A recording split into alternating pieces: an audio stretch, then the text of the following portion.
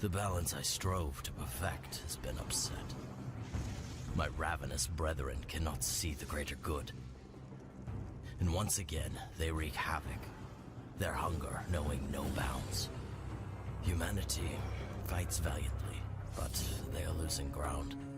Some go mad. Others, sensing the inevitable, give themselves freely.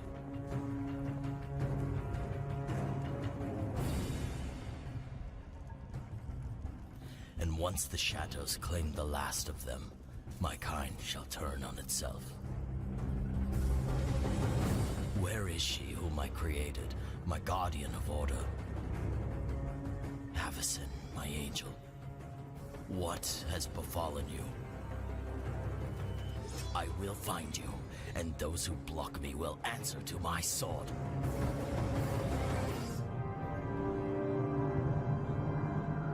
My demon master resides within this hell vault.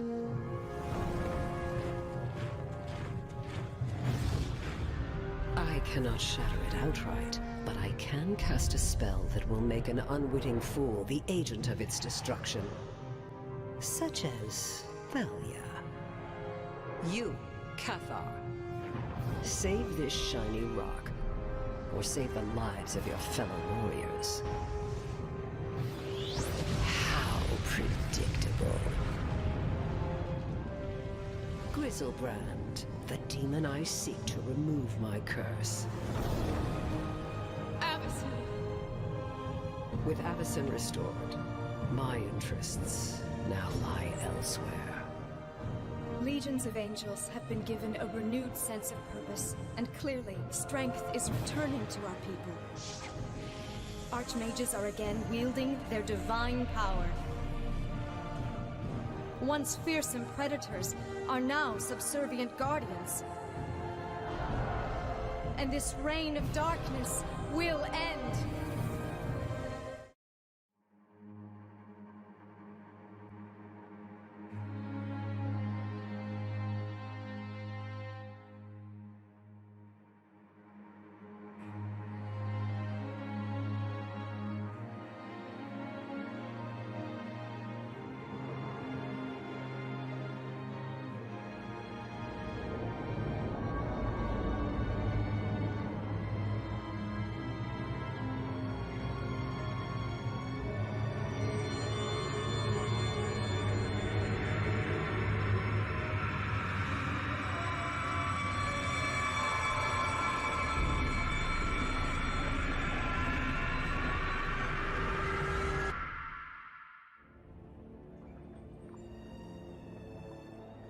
Some strange force is working on this world,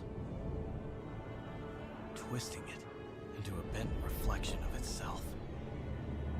I've traveled the roads of Innistrad, searching for the meaning of this change. But all I find are more questions. Curses grow stronger. Monstrous thirsts cannot be sated, and the living are once again haunted by the dead. The source of this evil must be found before its dark presence consumes the world. Consumes me. Strange clues. A trail of dark magic. A tangled web of insanity. But the knots are unraveling. Those who once protected the world now fly on blood-stained wings. They've led me here, to this consecrated ground, to this madness.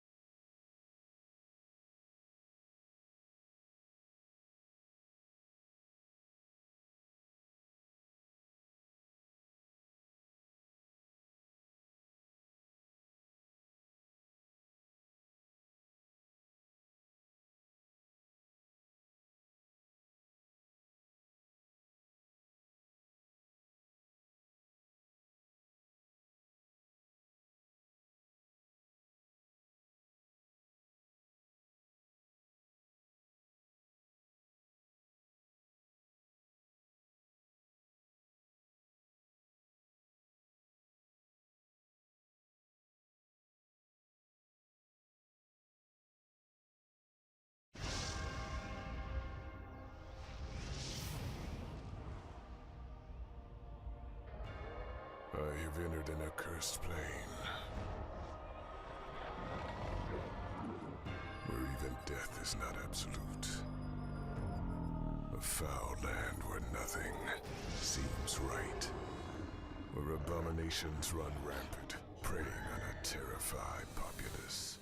A fitting refuge for one as venomous as Liliana Vess.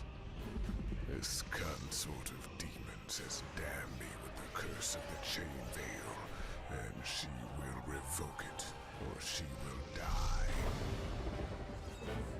Should I prove victorious, perhaps I'll aid those who would stand against this darkness. But time is short, and I feel her curse consuming me. And my greatest fear is that I may relish the monstrosity I could become. Ascend into darkness. My bonds have compelled me back to Markov Manor. Painfully, it's clear this land is not as I'd left it.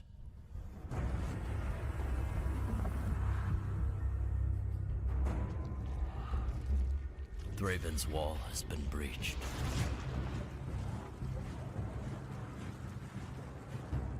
The balance I strove to perfect has been upset. My ravenous brethren cannot see the greater good. And once again, they wreak havoc, their hunger knowing no bounds. Humanity fights valiantly, but they are losing ground. Some go mad. Others, sensing the inevitable, give themselves freely.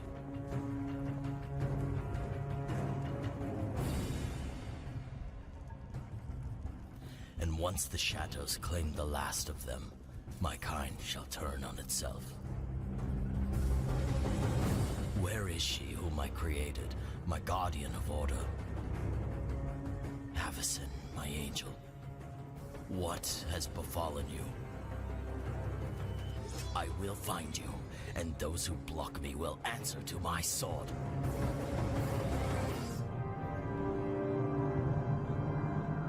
My demon master resides within this hell vault.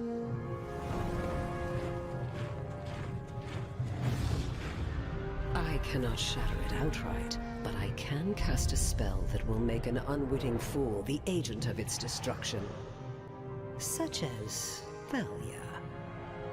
You, Cathar. Save this shiny rock, or save the lives of your fellow warriors. How predictable. Grizzlebrand, the demon I seek to remove my curse. Avacyn! With Avacyn restored, my interests now lie elsewhere. Legions of angels have been given a renewed sense of purpose, and clearly, strength is returning to our people. Archmages are again wielding their divine power. Once fearsome predators are now subservient guardians. And this reign of darkness will end.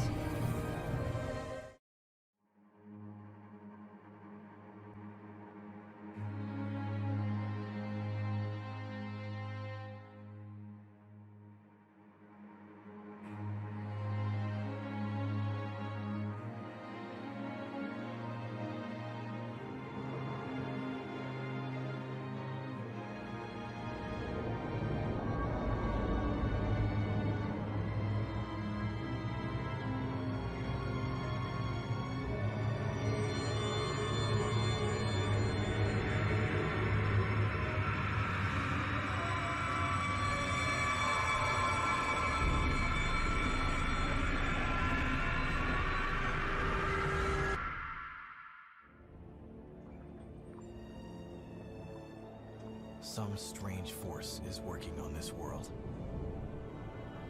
twisting it into a bent reflection of itself. I've traveled the roads of Innistrad, searching for the meaning of this change. But all I find are more questions. grow stronger. Monstrous thirsts cannot be sated, and the living are once again haunted by the dead.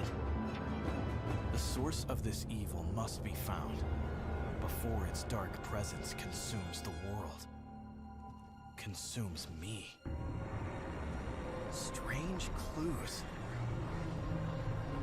A trail of dark magic. A tangled web of insanity. But the knots are unraveling. Those who once protected the world now fly on blood-stained wings. They've led me here, to this consecrated ground, to this madness.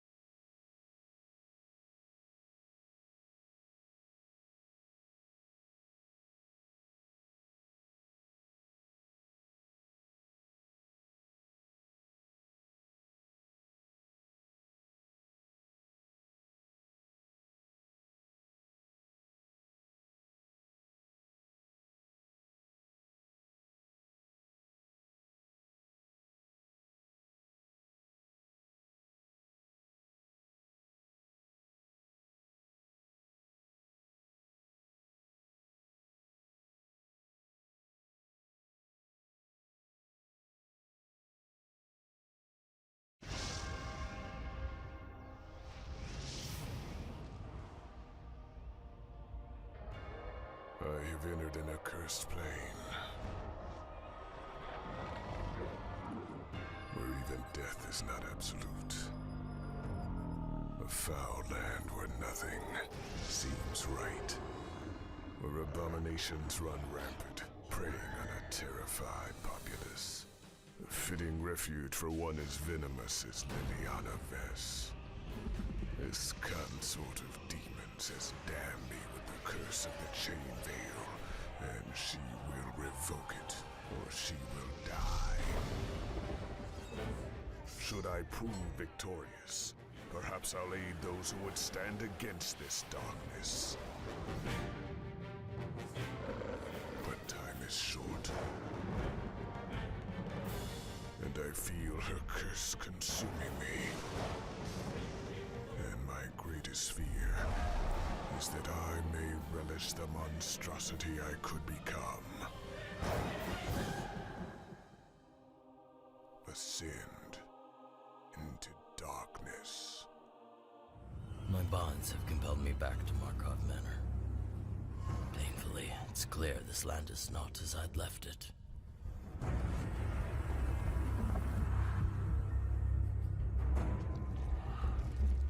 Thraben's wall has been breached.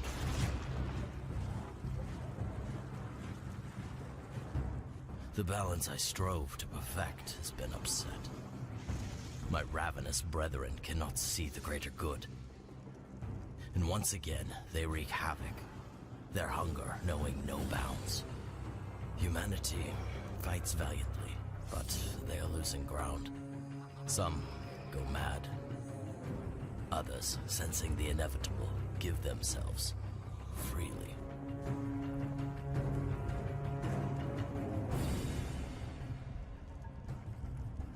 And once the shadows claim the last of them, my kind shall turn on itself. Where is she whom I created, my guardian of order? Havison, my angel, what has befallen you? I will find you, and those who block me will answer to my sword.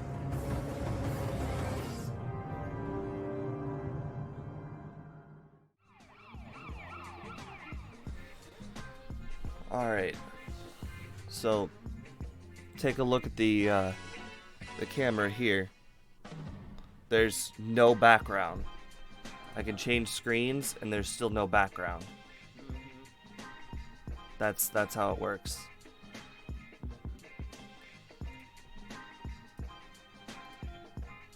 And you could even see your arm there.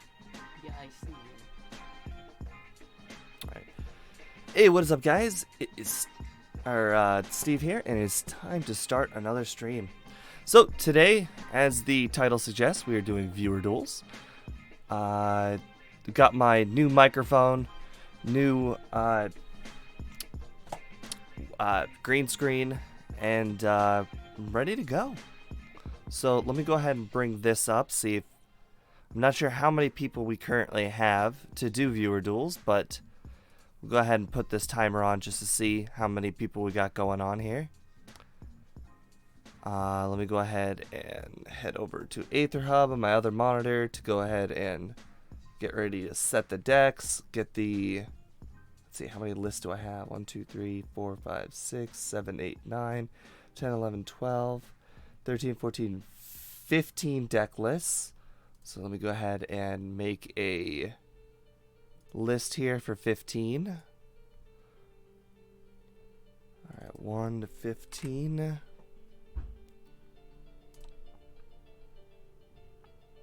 Alright, so that's ready to go.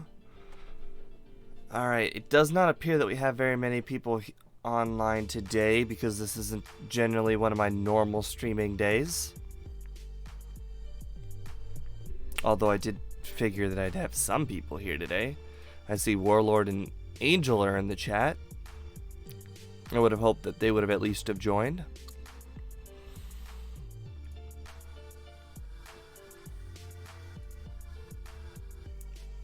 Alright, let me see if I can mess with the camera a little bit.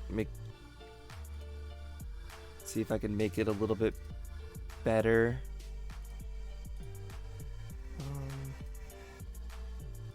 Filter. Chroma key. Oh, hey! A generous bestowal. Thank you very much, Warlord. How is the headache? RP Gaia, RP Gaia, RP Gaia. Well, the headache is still there actually a little bit, but it's subsided enough where I can function a lot better now. Let me just see here if I can make this a little bit better. Oh, that looks definitely a lot better.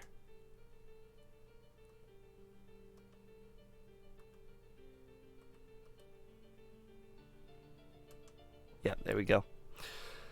That seems like good lighting to me. It does not appear that anybody joined in for the viewer duels, though, so... maybe I will try this one more time. Alright, hopefully we get some people here.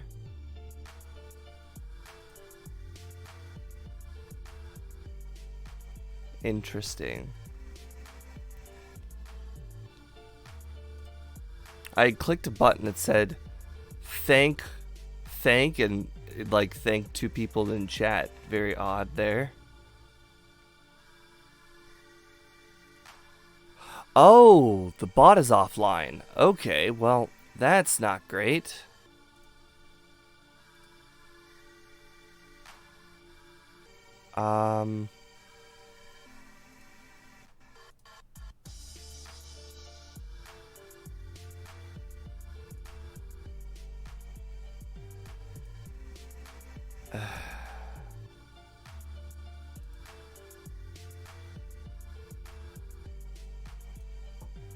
Well, let me go ahead and move this to another monitor, see if I can do something about it.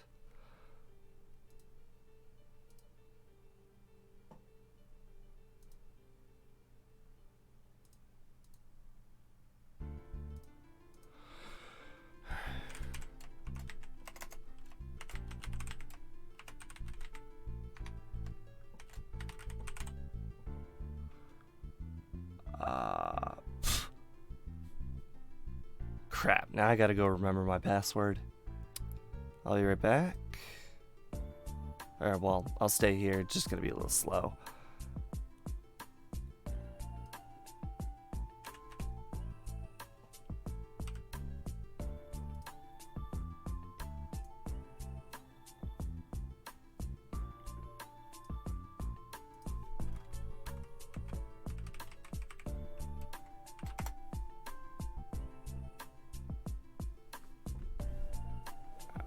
Gotta grab my phone.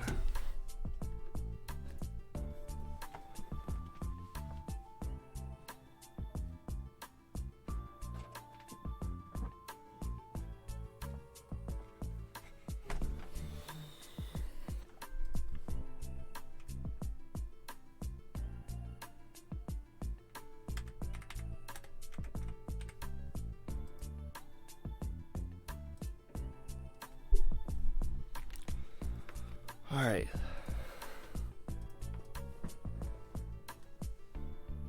Alright, so that's connected. That one appears to be connected. Still says stream online or offline. I'm not really positive. Alright, so be it. We'll do it the other way. It's a little bit different, but we'll go ahead and do it the other way. Unfortunately, subs won't get extra luck. Oh, looks like it actually did pop up in chat. Okay. Let's try this one more time. Okay, yeah, it does appear that it started in chat now.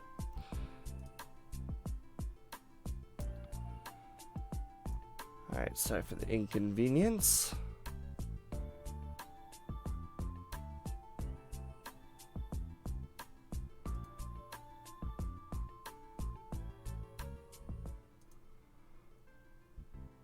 Alright, so it looks like Warlord did get online. This does say stream live. Let's see. I know Angel's here. I'm just not sure if he's watching.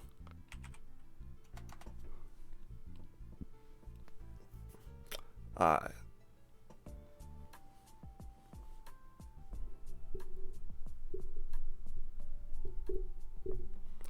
not really sure how far away from my face this should be.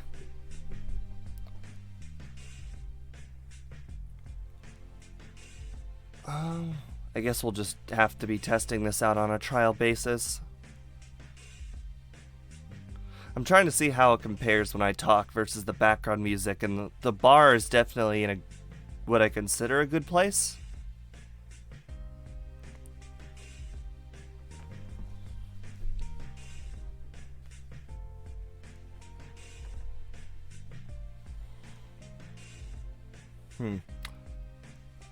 I could tell this is going to be a very slow day. Since Tuesday is not on my general streaming days, I guess people aren't showing up, and that's probably not great.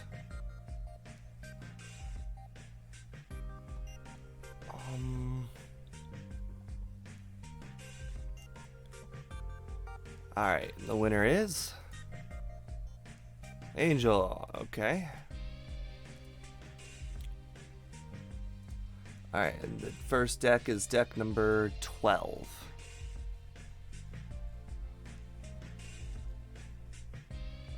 Where do they start? Alright, so 5. Oh, look, you can actually... Oh, no, it's always been 5 wide. 5, 10, 11, 12. At least there's the right number of decks, makes the counting extremely easy.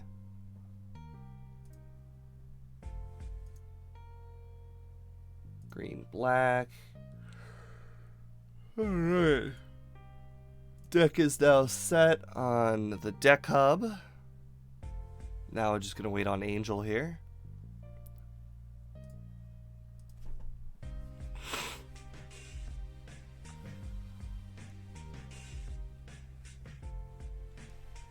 That's alright. I should probably go grab something to drink here.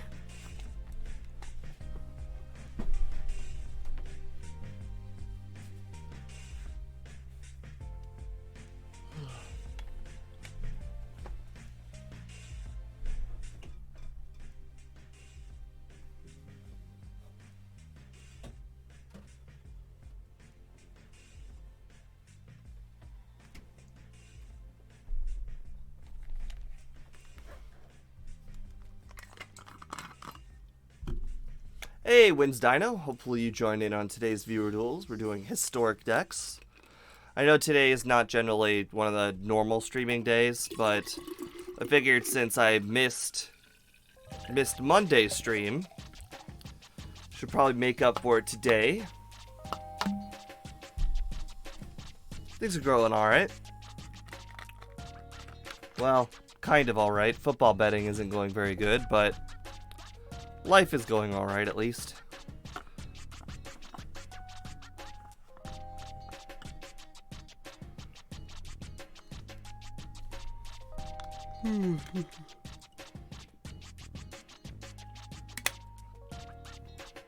I'm actually pretty excited. I haven't played the Undergrowth deck in quite some time, actually. Alright, looks like matched up with Angel. Oh, well, it's not terrible, but it's not great either. I think we'll have to start with our Memorial Folly, pay the 2 life to drop the Overgrown Tomb.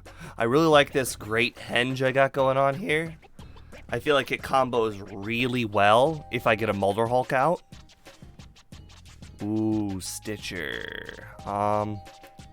It doesn't have to be historic, no, because, you know, standard decks work in historic as well.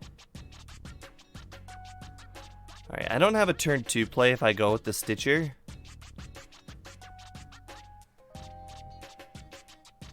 But I think I'm still gonna go with the Stitcher. No, I'm not. No, I'm not. I don't want to pay the 2 life here. You never know how much you're gonna need 2 life. We really need to see what kind of deck our opponent's playing.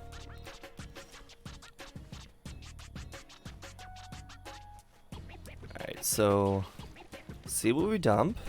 Alright, so we got a basic in the grave. That means our Glowspore Shaman could put a basic on top, although I would prefer it to be a green basic so I can go into the Jade Light on turn 3. Oh, but we got the Woodland Cemetery anyway, so actually that not a bad deal. Alright, what do we got here? Branch, Walker, and Shaman. Okay.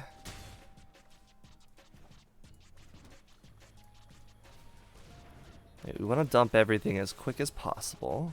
Alright, well we got 2 lands, so I guess so be it. The nice thing about this deck is I don't really need to think too much. I just attack, and if the opponent blocks, that's actually great for me.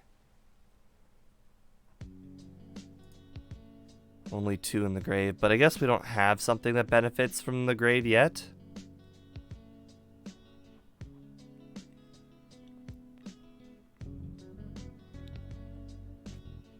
Risen Reef, okay. Well, I guess we've got a Ravenous Chupacabra with Risen Reef's name on it.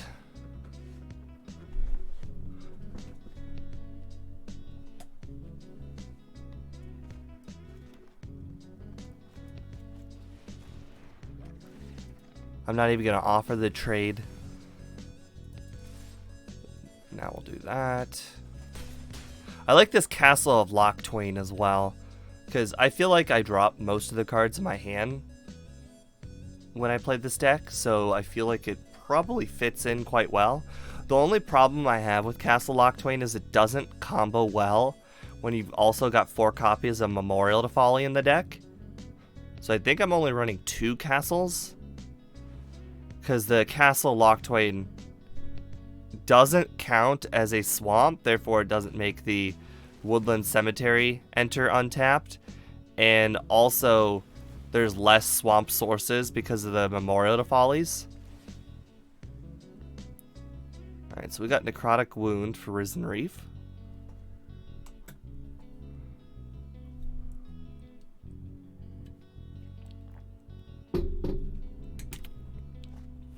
Tamiyo. Well, does not appear that Tamiyo is going to live through the rest of the turn. I think this might be his Nexus deck. And it is.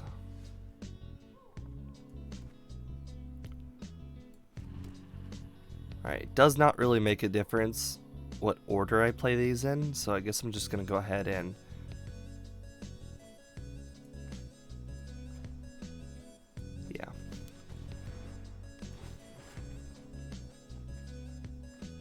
Klein.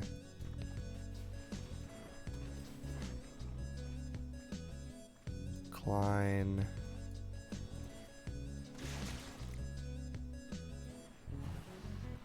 It does suck leaving Tamiyo with 1.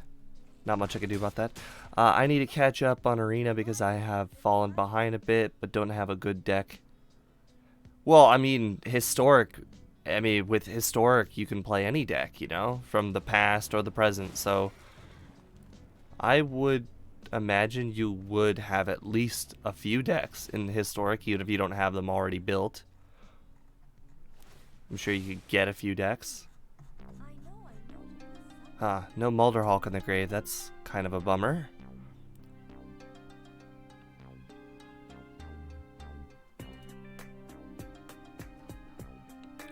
Yes, Historic is an arena now. You can build any deck with any of the cards that you currently have. So I guess the goal here is to kill Tamiyo.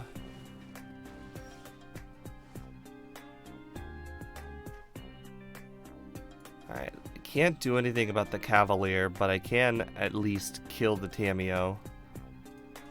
With those attacks, these attacks go through. Well, obviously now he's going to block one of the shamans.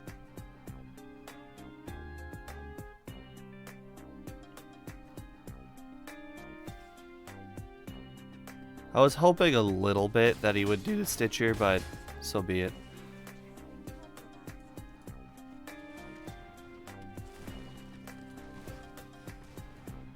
And now I get to draw extra cards.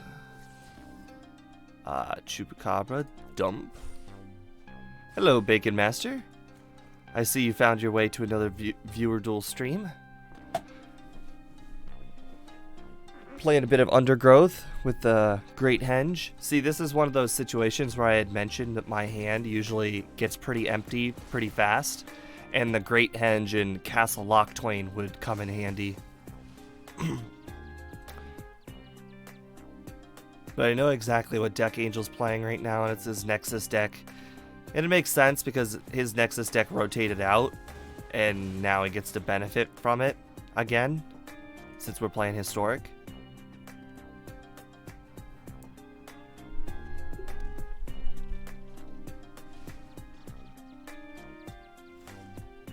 Mulderhawk, nice, nice. I don't see historic. Where is it? Hold on, give me a second here.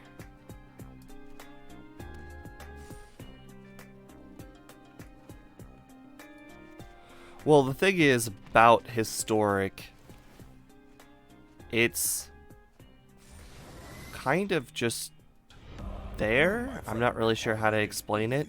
For excellent. I can show you after this game, though, I guess. Oh, there's an Agent of Treachery on top. Well, I guess Agent of Treachery doesn't make a big difference.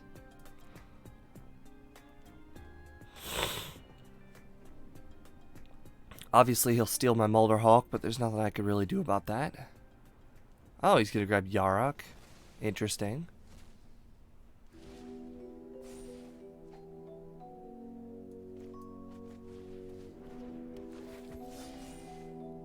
Ooh, Necrotic Wound. That's really nice. And it gets rid of one of his... gets rid of one of the cards that he's gonna put on top because it exiles as well. Get another creature in that grave for me. Let's see. We got an Izoni in the grave. I think that's definitely worth taking with a Find Finality. Especially since we got 2 extra green mana now. Which I feel is which is a very good plus when it comes to this deck.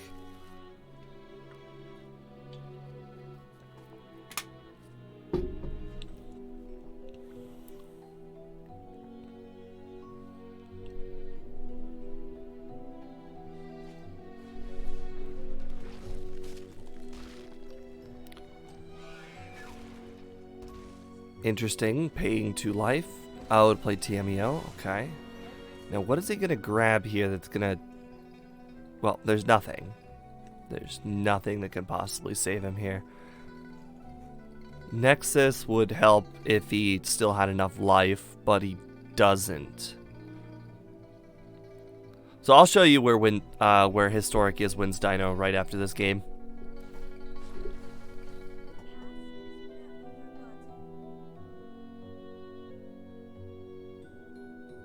The other cool thing about Find Finality is it gives me 2 cards back, but I mean, it gives me 2 creature cards back, which means the Great Henge is going to make them bigger. Great Henge is going to make me draw even more cards.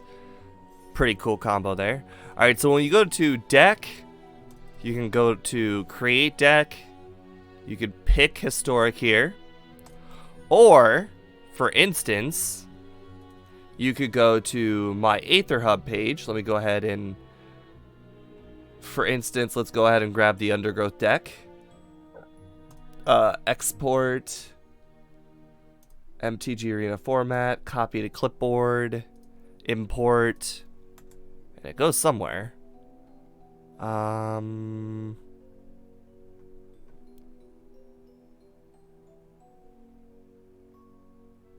Here it is. Yep. And it comes in as a historic deck, I think. Yeah, it comes in already labeled historic. Not that one. Here it is.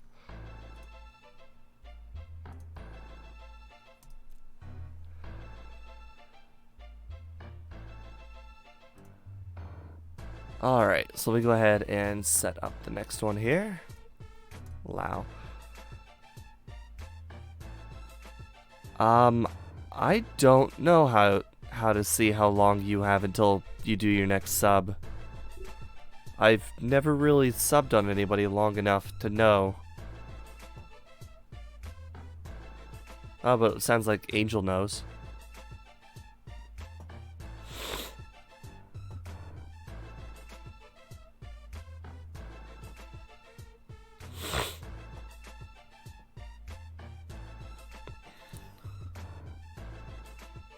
Warlord, if you want to join in. Got 3 people at the moment. So today's viewer duels are going to definitely be shorter than a casual Monday, you know, where we do 4 hours. Generally, I'm doing a normal length stream for a weekday, which is going to be 2 to 2.5 hours.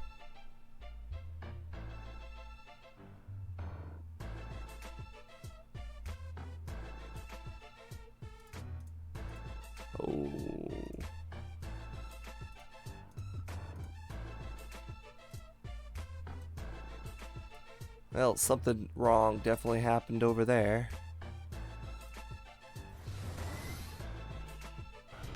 Welcome, friend.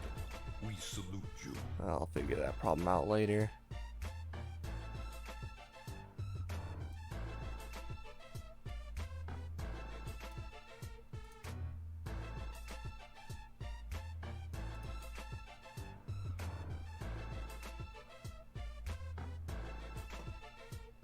Hey, I guess that spells schemer. Good luck, schemer. Hopefully you get to join in on a viewer duel here. Alright, and the winner is Angel again, who gets to pick the winner since he won twice in a row and can't play twice in a row.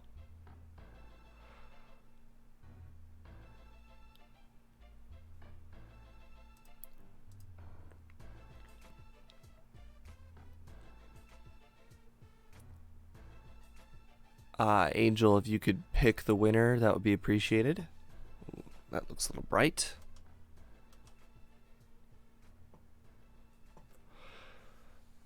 Alright, Friendle.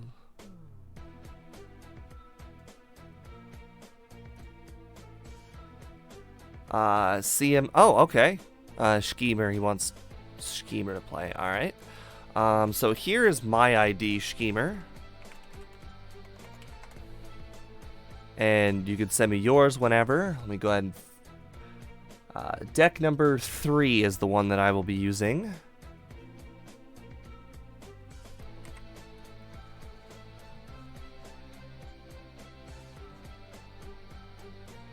Alright, I know what deck I'm using. Everyone else will see it when I get Schemer's ID.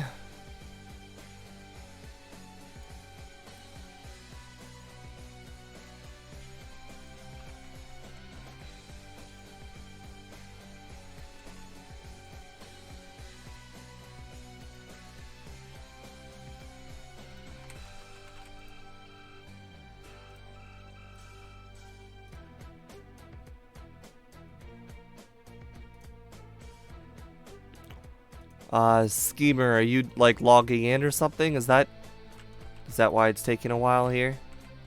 Because you would generally find your ID on the little duel page over here, and then you can click on your ID, it'll copy and paste it easily.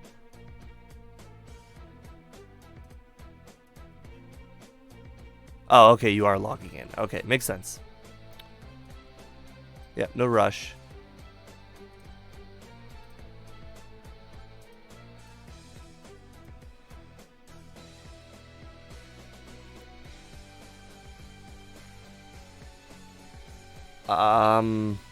If you could like click the little button over here, the copy to clipboard, and post it in chat, that would make my life a lot easier than having to type in your whole ID.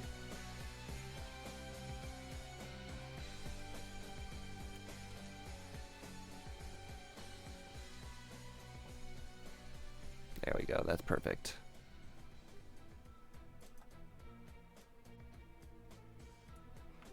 Copy, paste. And then the deck to be used is Sapperlings. Alright, good luck, Schemer.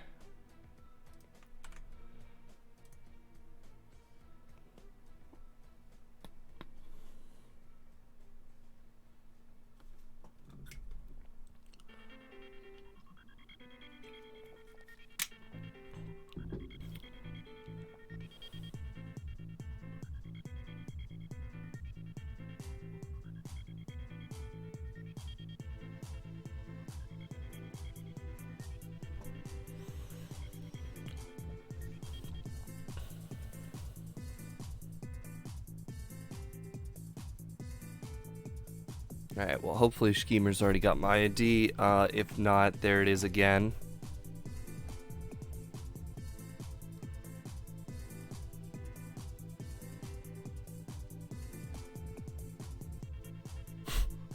I looked at the webcam there, and I saw something like blue protruding out of my ear, and I was like, "What the heck is that?" I almost swiped at it. And it was Nick Bolas's wing there. Ooh, nice, nice. Already get to add my new tech here, Once Upon a Time.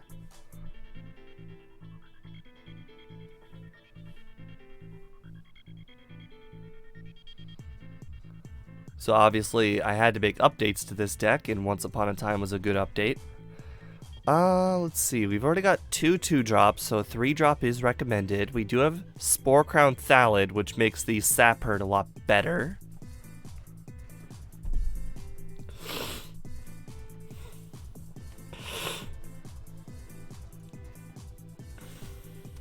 Red. Okay, well, there is Chain Whirler in this format, so I should be a little bit scared of dropping Spore Crown Thallid so early. Well, I mean, the sapling migration, but honestly, there's not much I can really do about that. If he burns one of these saplings, then I know he probably doesn't have a Chain Whirler. Otherwise, he'd just wait to play Chain Whirler. Oh, he didn't burn anything.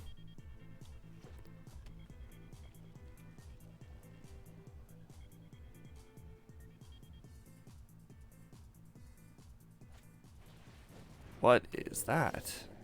Okay.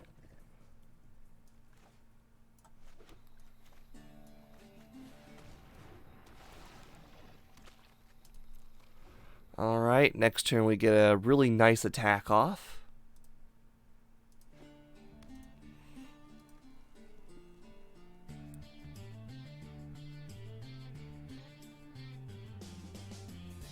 Interesting.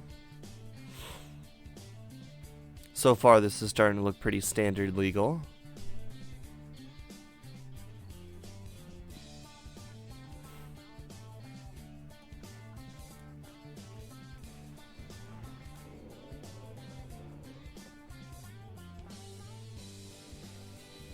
Two pack massives. Okay. We'll go ahead and let that go through because of the Spore Crown Thallid next turn.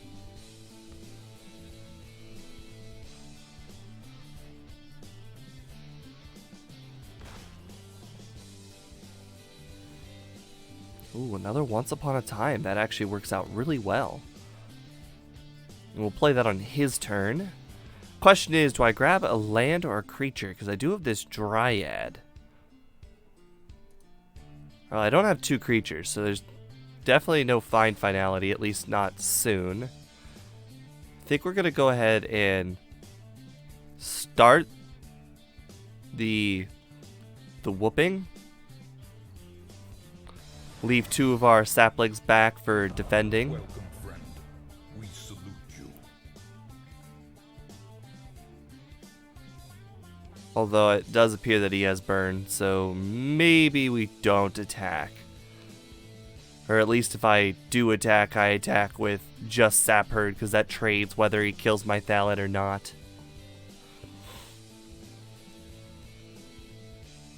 Alright, I'm going to put this on the left side. I'll have to get used to that.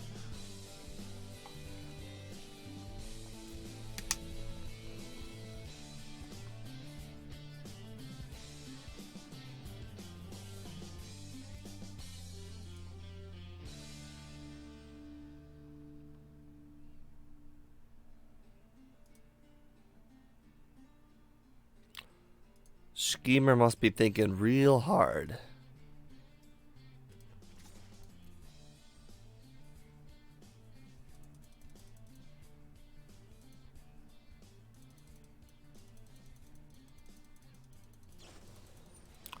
Smoot Sprint. Okay, that still doesn't help. It does allow him to scry. I mean, it does allow him to trade, I guess. I mean, if he's gonna play the Smoot Sprint, he might as well trade. Alright, so there's that. So our Spore Crown Thallid lives. That's good news. And we could Once Upon a Time into a land for our Tend to Shoot Dryad. Okay, well, Spore Crown Thallid lived for a little bit. seeing as he actually does have burn in the deck, the Dryad probably won't live very long. But after I play the Dryad and it dies, I get to find the Dryad back. So that is definitely a benefit. Alright. Ooh, Forever Young. I teched in 1 copy because I figured if I could put, like, 3 Dryads back.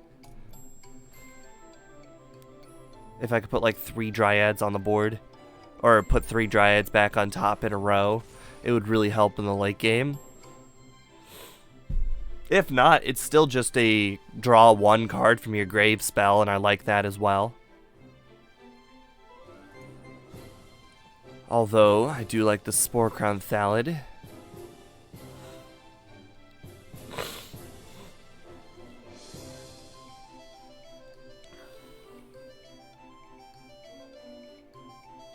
Unfortunately, we don't have a way of getting Dryad back onto the board. But we could Forever Young the Spore Crown Thallid on top, the Dryad second, and then we can play the Spore Crown Thallid immediately. And then top deck the Dryad the following turn.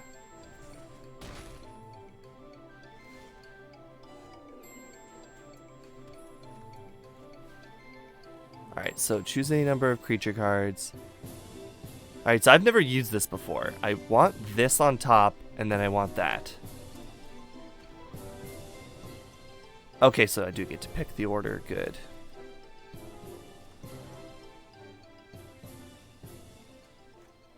Alright.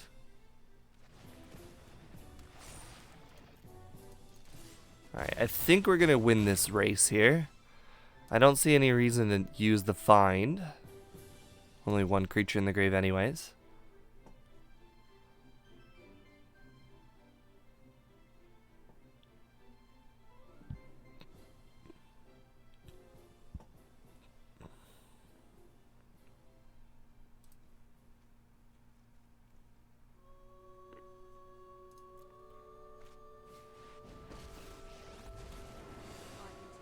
Jaya, Venerated Fire Mage. If another red source you control would deal damage to a permanent or player, it deals...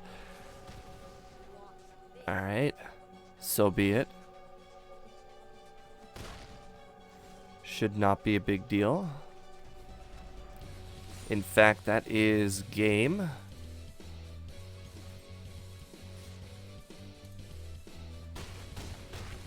Alright, good game there, Schemer.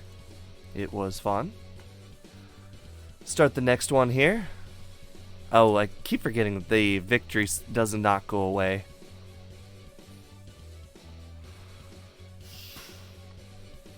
Ugh. So that deck is pretty cool. Now that the Once Upon a Time is in the deck, I feel like it flows a lot better. Makes the consistency so much better, because that deck always had a problem getting to land number 5. And that deck always had a problem getting to the good creatures. Drawing was also a problem. I'm not sure if I fixed the drawing issue, except for the Castle Lochtwain. Let me double check here. Forever Young is technically a draw. Find Finality is technically a draw. Castle Lochtwain is a draw. Alright, I don't see any extra draw sources here. I could consider the... I could consider 1, or the 6-drop, like, later. It's so far down. Oh wait, it's like a 10-drop, not a 6-drop. Yeah, I could consider the Great Henge later, because this deck always had at least 1 6-drop in it. My only problem with the Great Henge in this deck is there's no way of getting it out cheaper. You do pay the full cost for the most part, because the biggest creature you're going to have out most of the time is a 2/2, maybe a 3/3. So the Great Henge is going to go down to 6 or 7 mana, which is a problem. Alright, let's go ahead and pick our winner here. Well, Angel for the 3rd time in a row. I guess he's going to probably keep it. Deck number 14.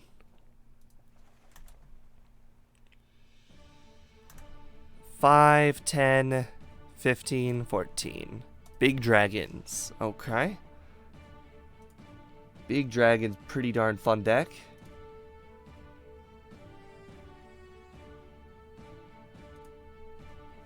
Obviously not standard legal anymore since it's in for today's historic duels, but very, very fun deck to play with all of the dragons that rotated, especially the big ones. Although Draxuth, I think, is the coolest dragon in the list. Ooh, okay, so we got the ramp, we got the removal, we just need to top deck the dragons. I guess we can keep it. It's not the greatest, but it does have all the land colors we would need at any point in the game. Oh, wait. Just need to, the heart of the cards, draw those dragons.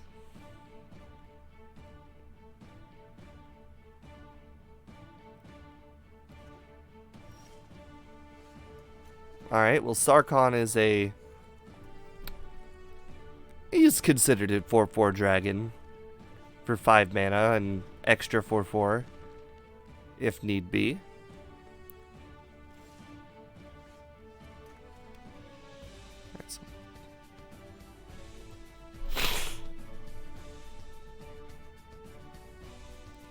Okay, that seems kind of bad.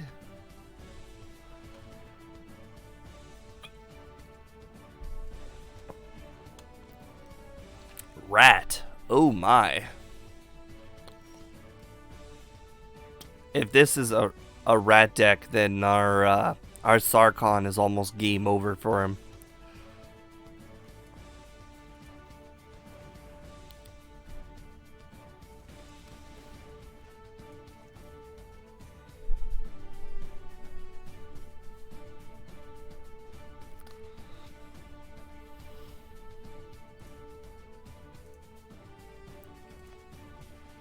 Ashiok, okay. I guess we're not going to be using Vivian's arc bow then.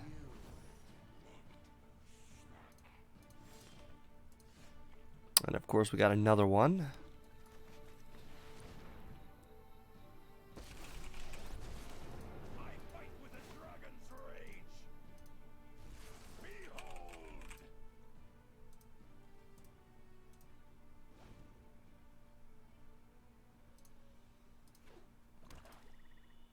Oh wait, I just noticed that he dumped his graveyard, not mine. Or dumped his deck. That somewhat bothers me. I'm kind of curious if this is going for a self-mill.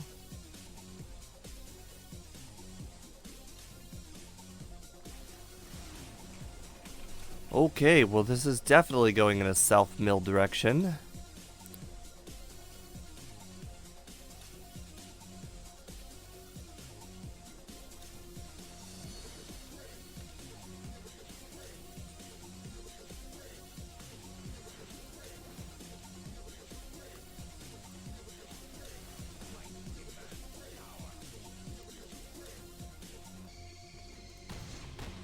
Rat colonies, mastermind. Alright, so it's definitely a historic deck. Cauldron of Eternity. Oh, okay.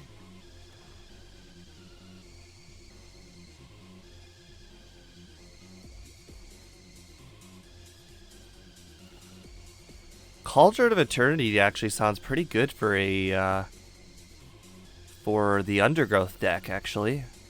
Ooh, haste.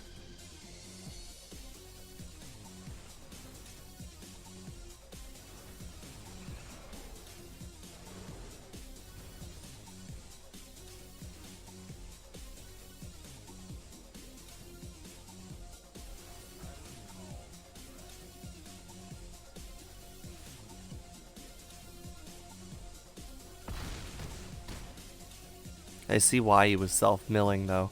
But it's still 3 mana and pay 2 life to get a creature from the grave, so... Wait, is it creature or anything? Creature. Okay, so... I mean, that's still not the greatest. Let's be honest here. Rat Colony for 3 mana isn't that amazing.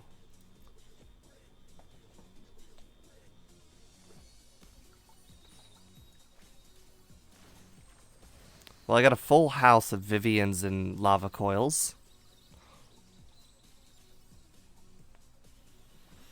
And I can't imagine he's going to be able to kill our Planeswalker and our 2 creatures in the same turn, especially with his color set and mana.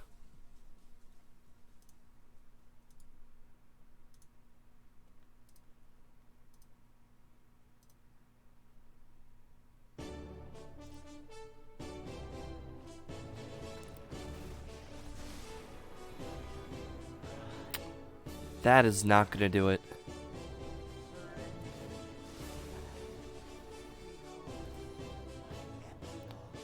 Okay, I mean, that's a pretty cool card for the deck, but it's still only, you know, like a 4 of in a 60 card deck.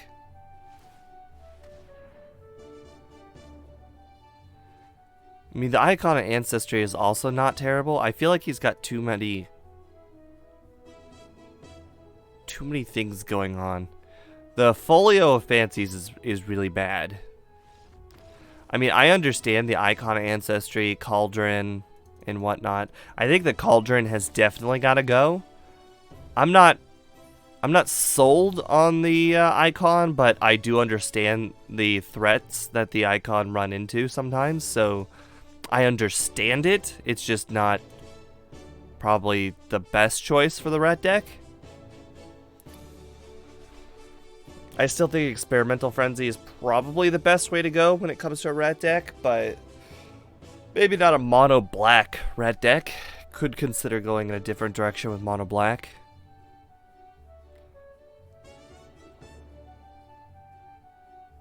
Anybody else wants to join in on our viewer duels? Feel free to join in.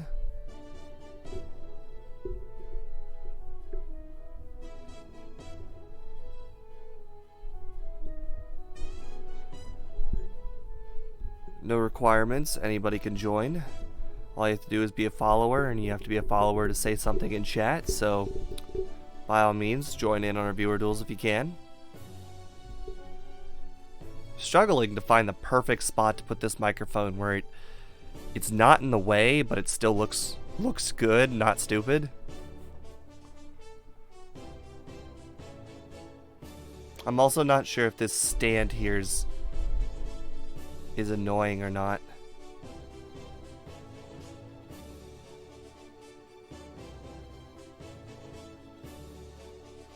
Well, we haven't seen Wynn's Dino play yet. Who knows what kind of historic deck that he may have come up with.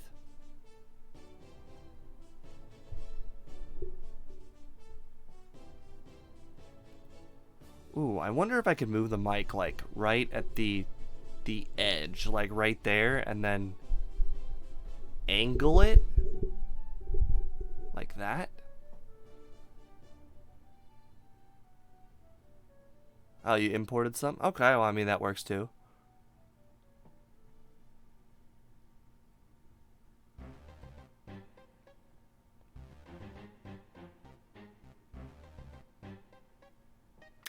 Alright, the winner is Wynn's Dino. Alright. I mean, he was going to win regardless of what happened there, but at least the bot doesn't pick Angel 100% of the time.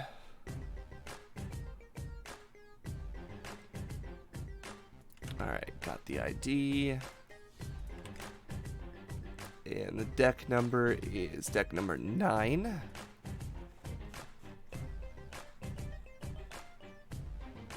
Enraged Dinos. Guess I'll set the deck here.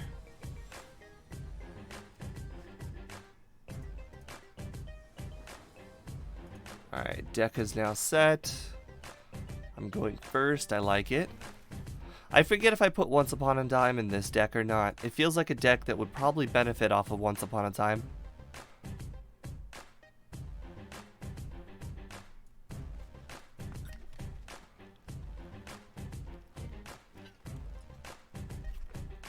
Well, if he's playing mono red like he said in chat, then this is probably not going to go too well for him.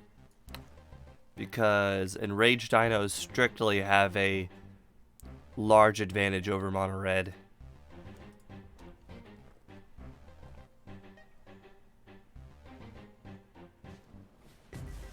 Ooh, he probably wants to save those.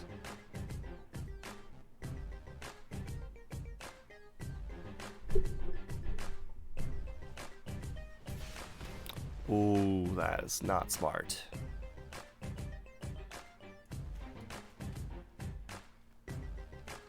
Creature spells, alright.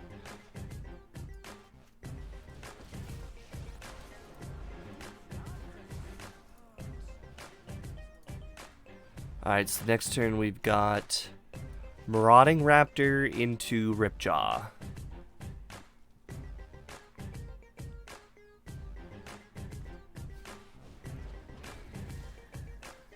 Alright, so we do have Once Upon a Time in this deck.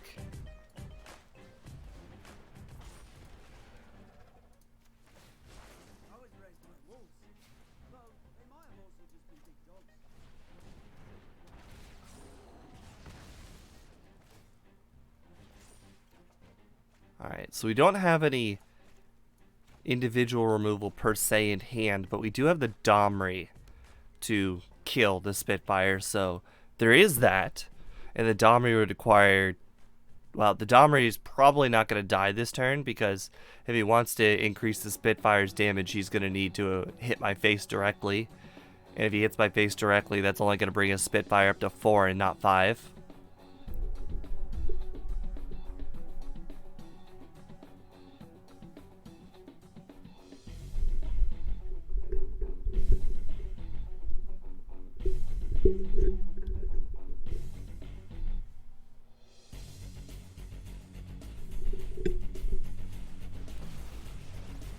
Alright, Chandra Acolyte. Guess he could shock, but that's still not going to do much.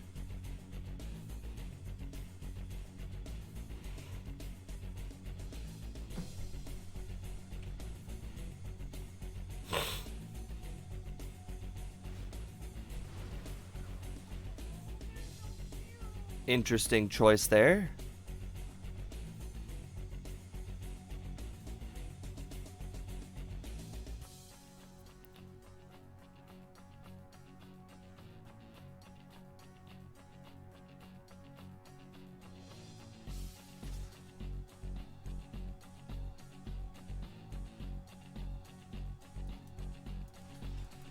Alright, I really like this. Extra draw for me. Ryle, nice, nice.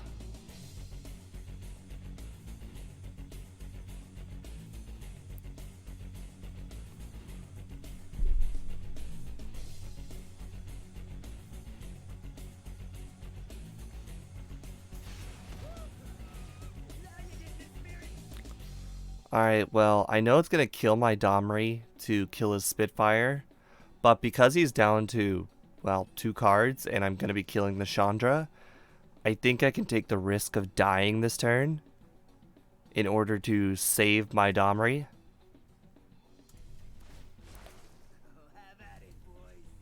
Plus, I could still also draw something that might help. Alright, well, that was nothing, but still not a huge deal. Let's see, we've got...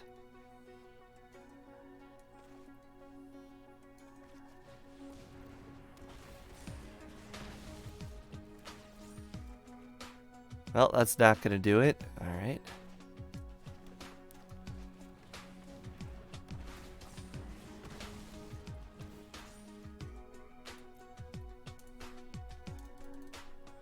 Sounds like Wins Dino doesn't really have an out here. Alright, let's start the next one. Alright, anybody can join in on today's viewer duels. Just type in !duel in chat. Anybody. Today's decks are historic decks, so bring your brew. See how it goes. I've got 15 historic decks I can play with today. Starting with walls and ending with angels. Angels being the best one. Let's see. Well, walls probably being the worst one. Well, big dragons might also be the worst one.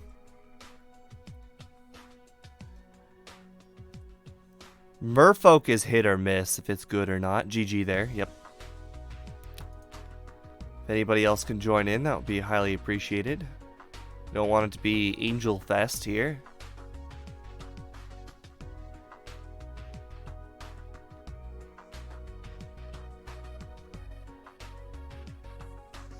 There we go. Bacon Masters joined in.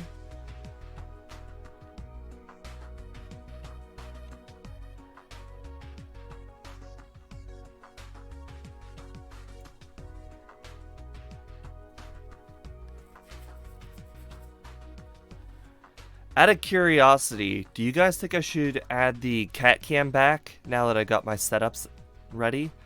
Because the cat is starting to hang out in places where I can move the cam. The only problem is I have no like light source there, and the cat, you know, is kind of black with no light source. Doesn't really, you know, bode well. Yeah, I guess I could set it up after this game. Well, it's Angel again. I don't remember if I just played him. No, I didn't play him. Okay. And the deck number is 9 or 11. I can't remember which one I just played. We just played 9, so it's 11. Citadel, alright. Alright, I guess I'll go ahead and put up the cat cam.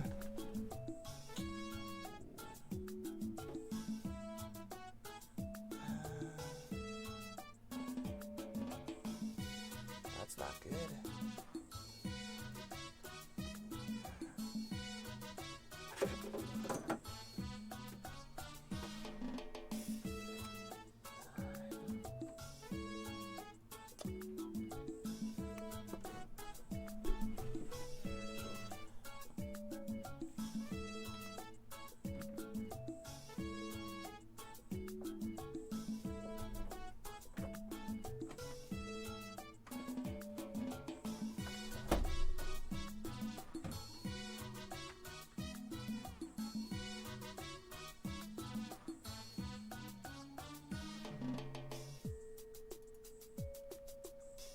Oh, I need to move that.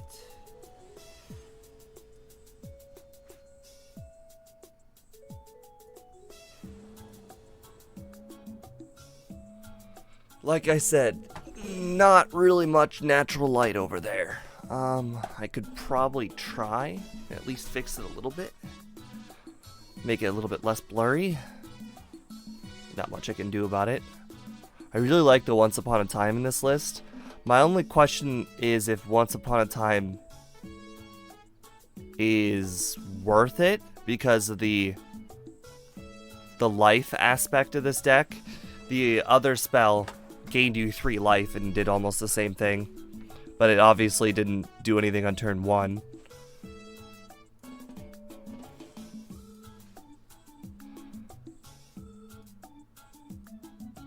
Oh, there we go. That looks a little bit better.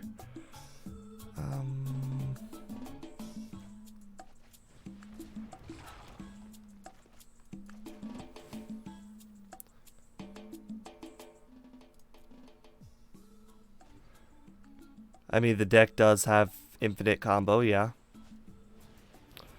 Bishop! Okay, well... Actually, that's not terrible.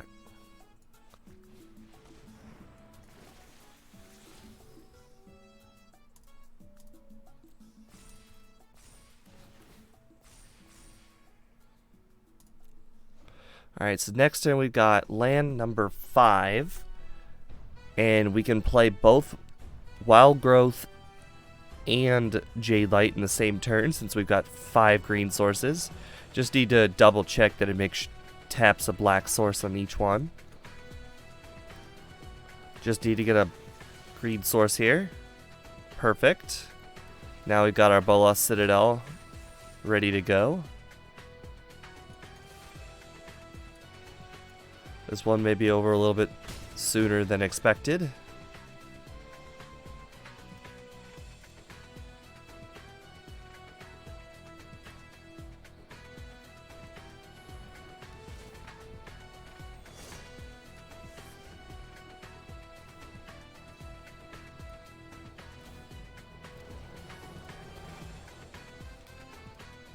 Okay, so be it.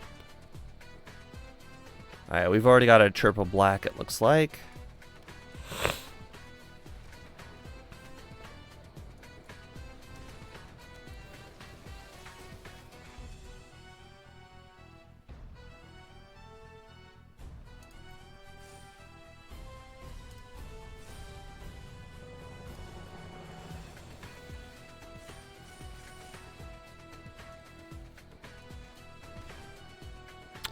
Ooh.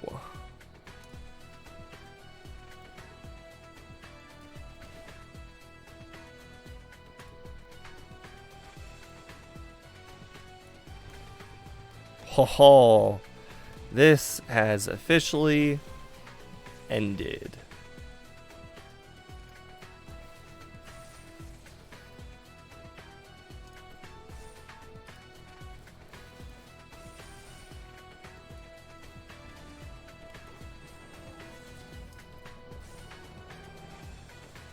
Oh, and we got a Sword Tooth. We can play another land. Another Sword Tooth. We can play another land.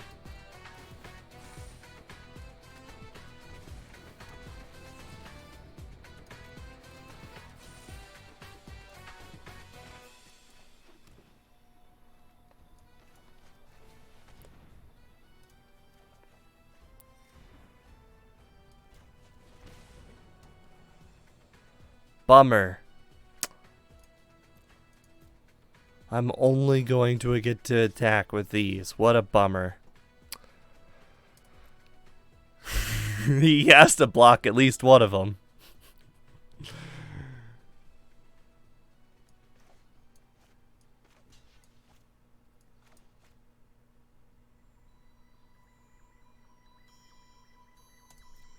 Wait, is that a win? Good game.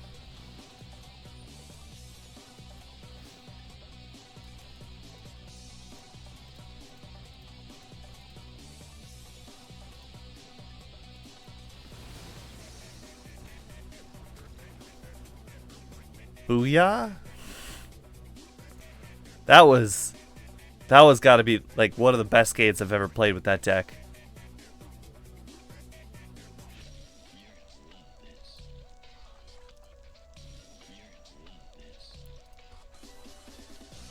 Alright, there we go. Next timer has been sprung. Hopefully we get some new faces in here.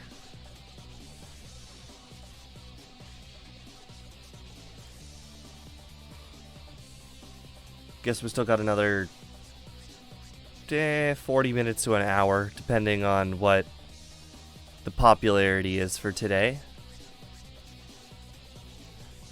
Popularity has not been up today, but that's also probably due to the fact that Tuesday is not one of my regular streaming days.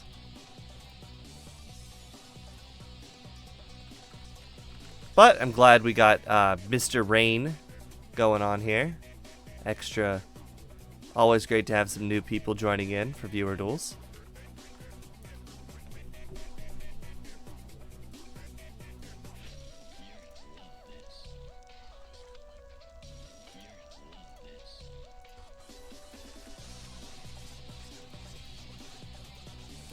Yeah, still not really decided totally on what the streaming schedule is going to be for the following weeks. So I want to consider making Tuesday a historic deck day, but I don't know. The popularity on Tuesday is not great, but the popularity on Thursday is also not great. And considering on Thursday we've got that tournament going on, the Phantom Legends tournament.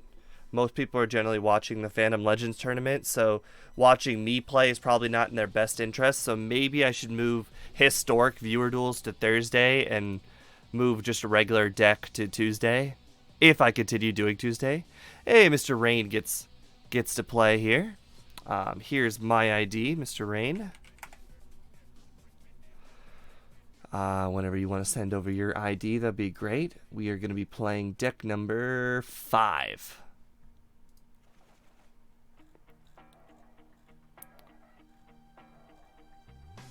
Alright, I know what deck number 5 is for me at least.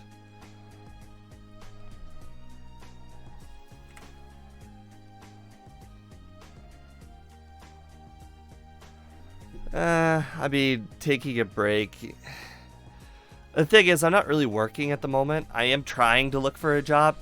I wasn't really looking for a job last week, but now I'm actively looking for a job because of the poor performance I have made in betting football games lately. Yeah, no problem. We can wait, Mr. Rain.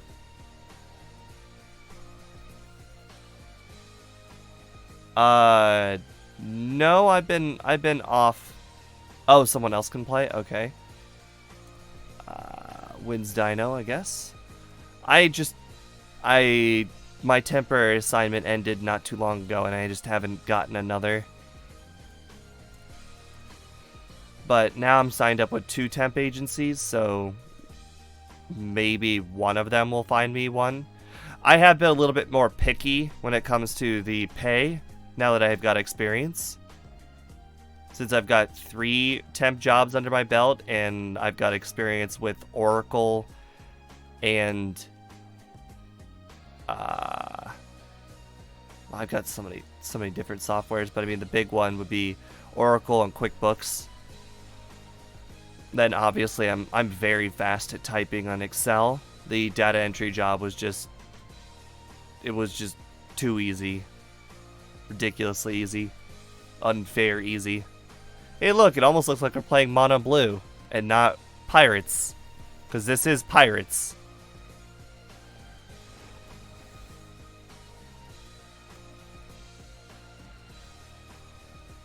Okay.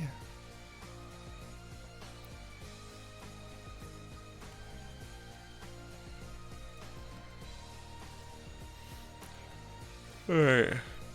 Definitely hope that sailor lives.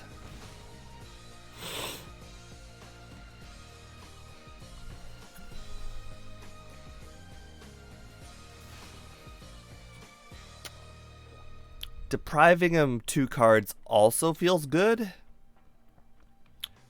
But I think because of our Curious Obsession combo, we're just going to get our sailor in.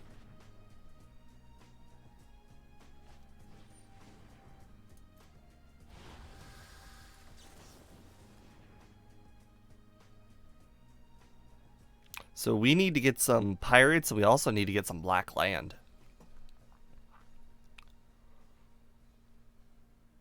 Hopefully a Curious Obsession can solve that problem.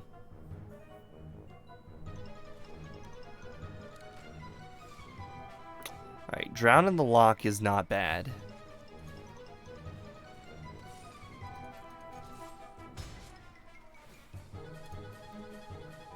Alright, well, there's no Curious Obsession. Well, it's something, you know what? I can't complain about it. Spell Pierce Dive Down feels pretty good. Especially when we know this Jaya's Greeting is coming.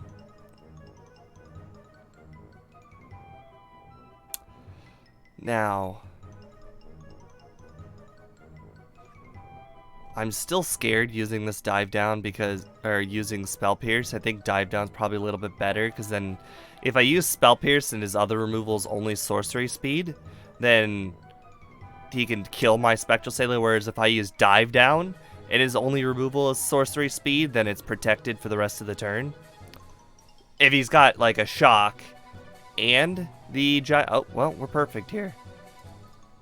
Well, we're not necessarily perfect, but at least our Spectral Sailor isn't dead.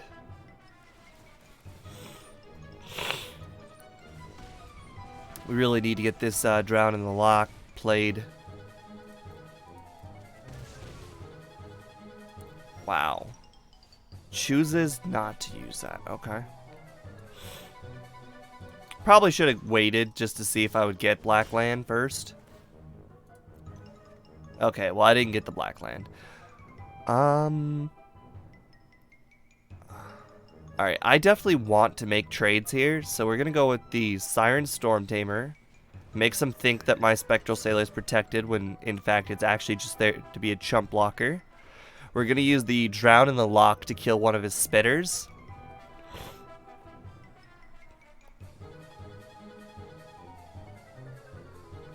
Because I can't afford to take too much more damage here. But we'll do it once it goes to combat step. Spitfire. Well, I do not have removal for Spitfire. That may be worth a Drown in the Loch play. But alright, I gotta look out Dispersal at then. There's just no way. I'm gonna take 6 damage here. It's gonna feel very bad, but we could Drown in the Loch after making our chump block here. We're just gonna be close to dead. Don't have life gain sources. We do have counters, so there is that at least. Alright. Rune Raider's probably not gonna be what I need here. Oh wait, let's go ahead and attack first, see what I can get. Another land, okay. Alright, so be it. We're gonna have to go with Drown in the Loch. Well, it is instant speed, so I do get to wait.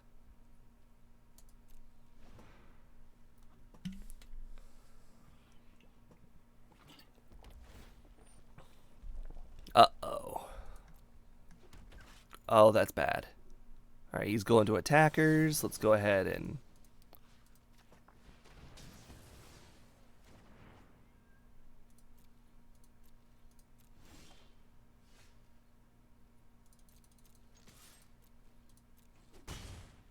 Oh, music stopped. Let's go ahead and fix that. Ah, there we go. Drown Catacombs. Alright, let's go ahead and take a look what you got going on in here. Oh, maybe there is a chance. That gives me renewed life.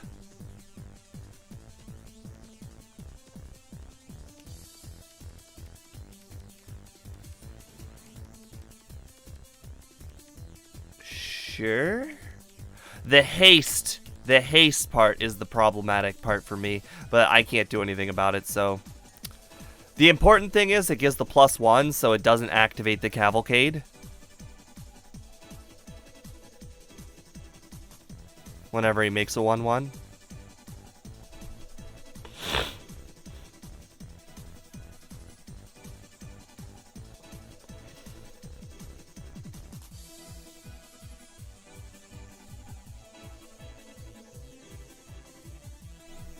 Equipping is at sorcery speed if he's trying to do the math here. That's why he's going to end combat here, because he didn't compensate for that.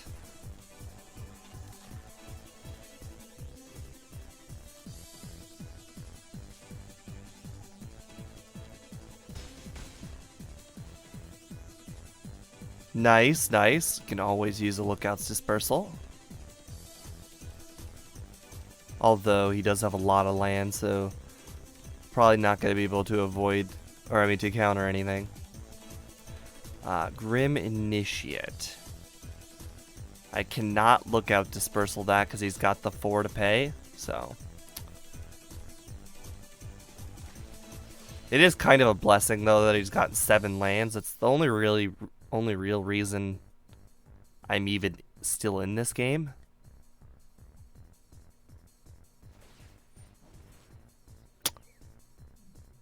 Yes, I did forget about that.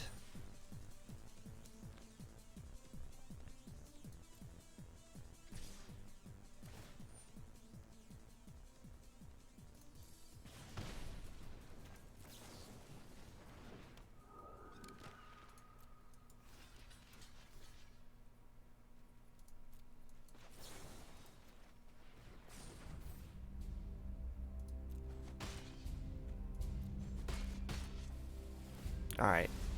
That feels pretty good. I mean, it doesn't feel great that he gets the amass token, but so be it. I can't do anything about that. It just feels like I'm living on the edge here. Ooh, nice cast down. Perfect.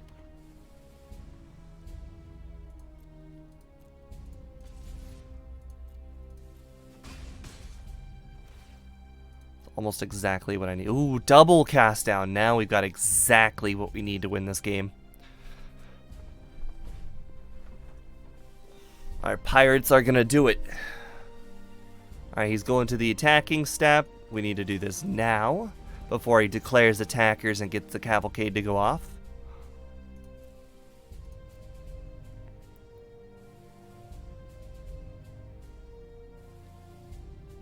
Theoretically, alright. Do that. He's gonna obviously pay the 2.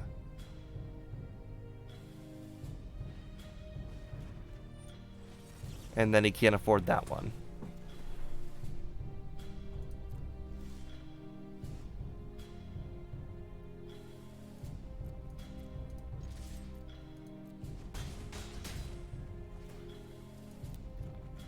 Another Lookout's Dispersal. Alright, I think Thief of Sanity and Cast Down should be more than enough to win this one. I don't see any hate. Well, I don't see anything that makes more than one creature at a time, and I don't think I've seen any legendaries either. Only thing that would really suck here is if you use the Grim Initiate, but I would do it as soon as he went to the combat step, not giving him the time. Alright, that's fine. I mean, theoretically, Thief of Sanity can block that as well.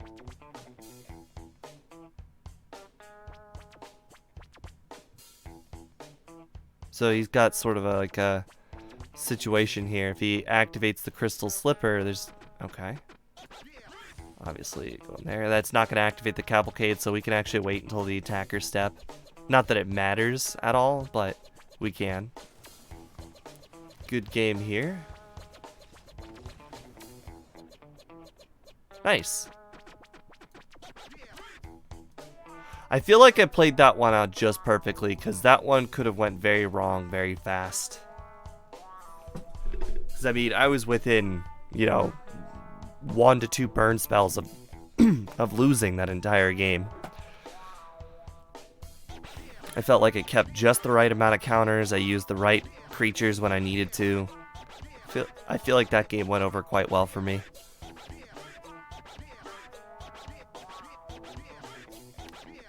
If anybody else wants to join, all you have to do is !duel.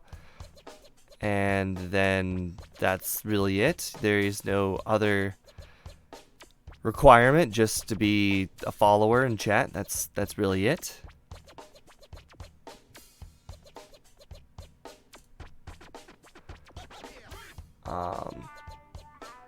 We've got somewhere between 24 and 54 minutes. Alright, well, I need to go. Have a nice stream. Alright, see you, Wins Dino. Is Bacon Master still here? Yes, he is. If Bacon Master, you're listening, the game ended if you want to join in for the next viewer duel here. Or at least what the chat thing says. A little surprised A-Knight hasn't joined in. I've seen him in the moderator section of chat. Same thing with Warlord. I think Warlord only attempted to play one game here. The first one. Got beat out by Angel.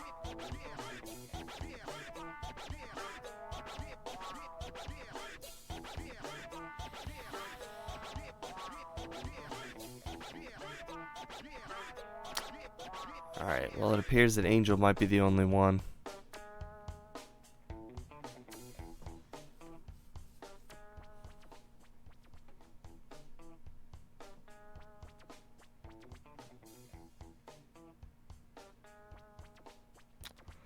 Well, it doesn't really appear that we need to pick the winner. We already know who the winner is.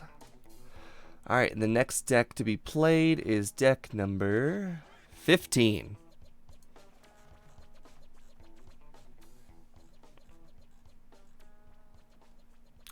Ooh, that is going to be the roughest matchup. That is by far my best historic deck.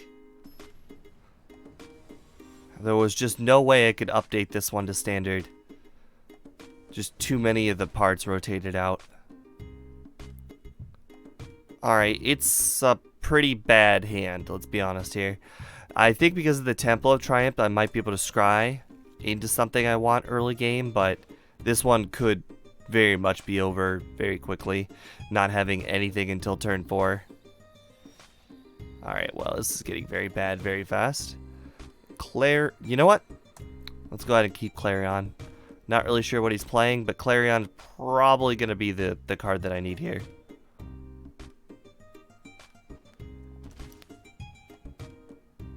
Please tell me he's not playing Field of the Dead. Those are two things you would run in a Field of the Dead deck. Alright, come on. Early drop, please. Once Upon a Time. Okay, I was expecting a ramp spell there. Did he just whiff with Once Upon a Time? He did just whiff. I've never seen somebody whiff with Once Upon a Time. That's actually funny. Lyra. As much... you know what? Let's go ahead and keep Lyra. You never know when you're going to need it if this is Field of the Dead.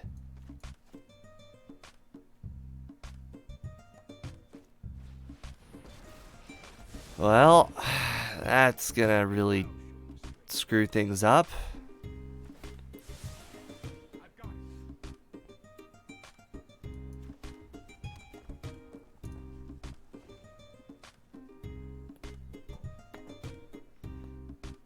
The only thing that could be highly beneficial here is if I top deck a feather, because then I can feather into Smooth Sprint. Yep, this is...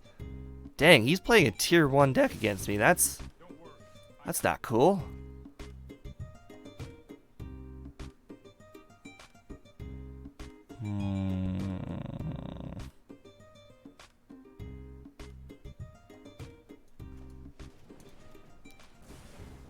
If you're wondering why I did that instead of playing a creature, is because I want to be able to kill the Teferi next turn, which is what I can do if I go with Shalai, Smooth Sprint. Golos. Alright, so he's going to get himself another land here. At least we got a Deafening Clarion so we can survive the bout of zombies.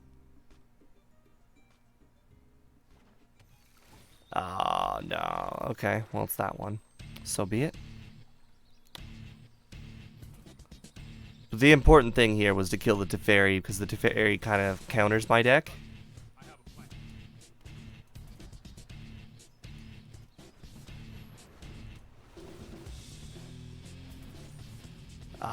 We will definitely take that.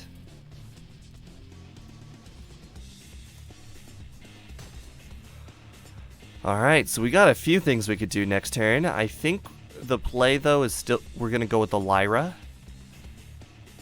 Because zombies don't have a lot of interaction with First Strike. My only problem here is the Golos, because he's just going to obviously Golos every turn if he gets a red and a black source. So maybe we could get lucky and he won't get a red and black source here, but Circuitous Route just kind of gets you everything you need. Oh my god, he didn't get a red and black source. So Golos is just a creature. It doesn't do a whole lot. That feels good. Now this one just went from problematic to very winnable. So far, our deck is tier 1 from what I can see.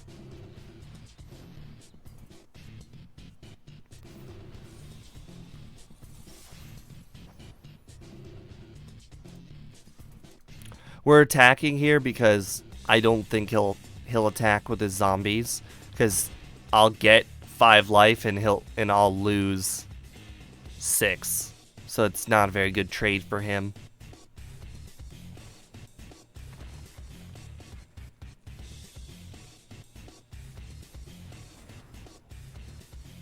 Okay, well there goes the tier 1 that I mentioned. Everything else up to this point was tier 1.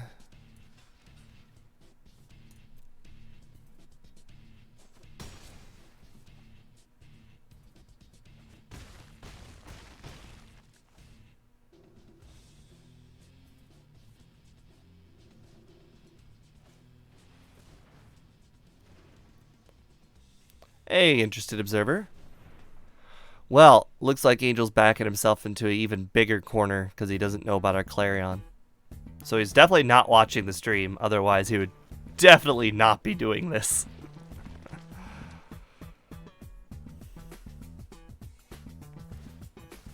Oh, he really should not have done that. He really should have done that at the end of my turn, if anything.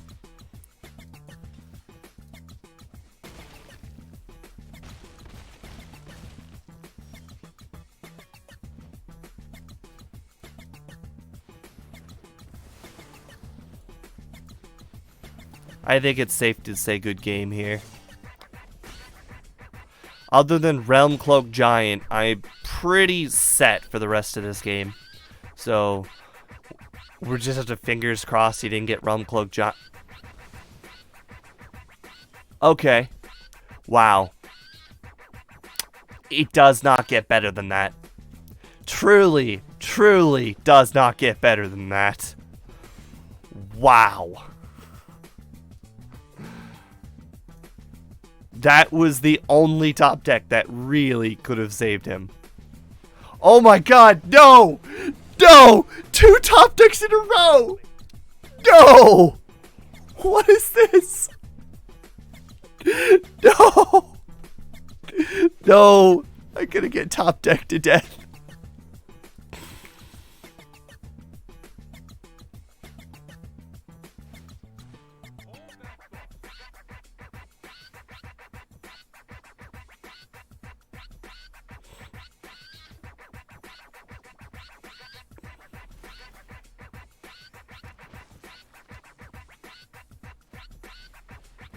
Alright, well at least our Deafening Clarion is going to do some work. Oh, he ran out of lands. Okay. Well, then I'm not going to use the Deafening Clarion. How's it going, Dizzy? Well, things are going pretty alright. Except for in this game where my opponent got the board wipe he needed at the exact moment he needed it. But, you know, whatever, flukes happen. And then he got a Teferi to stop me from killing him with Aurelia, so... We're just going to have to chalk that up as shit happens.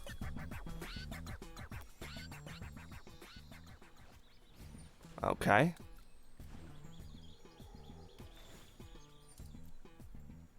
It does not appear, though, that this game is gonna to go in his favor now that he top decked that Arboreal Grazer. Might as well thin our deck a little bit.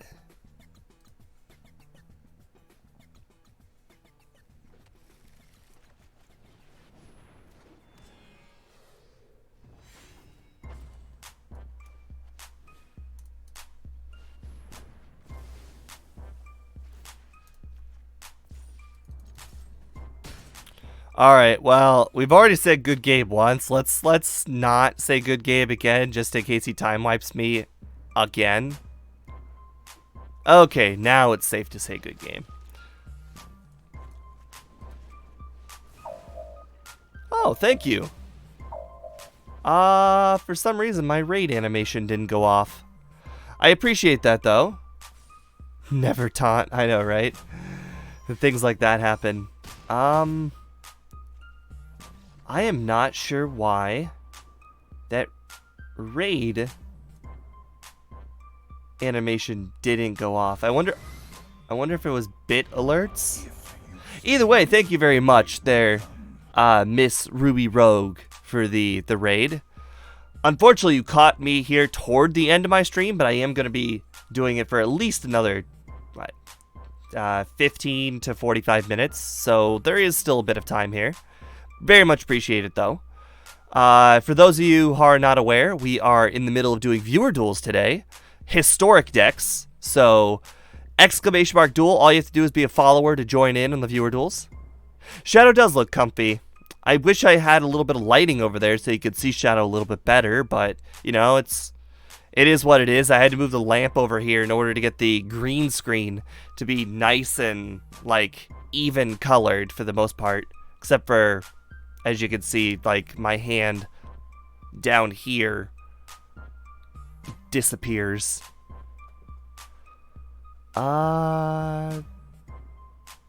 There we go, yep. I was wondering why Mike wasn't in there on the viewer duels, but good.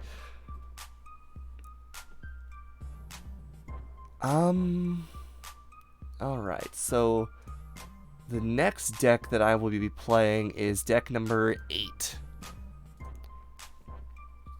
Well, they're both new guys there, Angel, so I'm not really sure which new guy you'll be picking.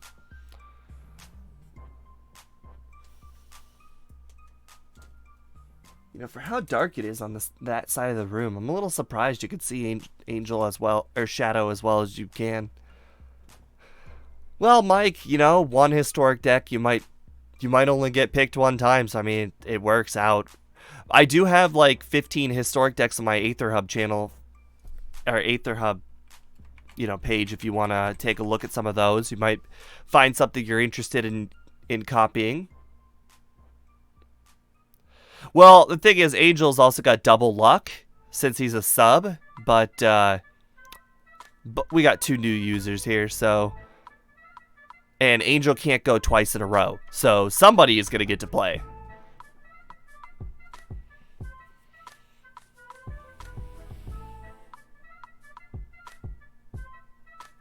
Alright, and the winner is... It's Angel. Of course it's Angel. Why would it be Angel? Alright, well, Angel gets to pick between Mike and Dizzy. Alright, so Angel picks Dizzy. Alright, put your ID in my chat there, Dizzy, so I can go ahead and grab it. There's my ID. Deck number... What did I say? It is deck number 8. Alright. Oh, you are not going to want to play against that, but unfortunately, that is what's gonna get played. Oh, I feel sorry for you, Dizzy. I'm gonna say sorry beforehand, because this one's not gonna be fun for you.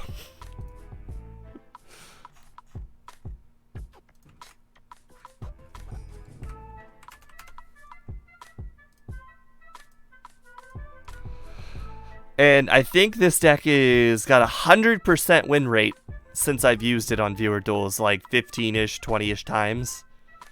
So it's pretty good. I have made changes to it, which might make it a little bit worse, but we'll see.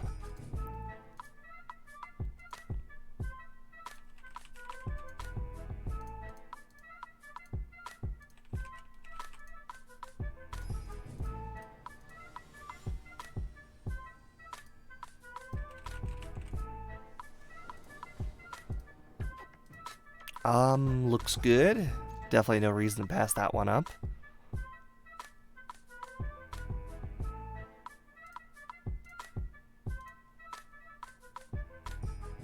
This will be quick and painful. Unfortunately for you, this is not going to be quick. This is just going to be painful.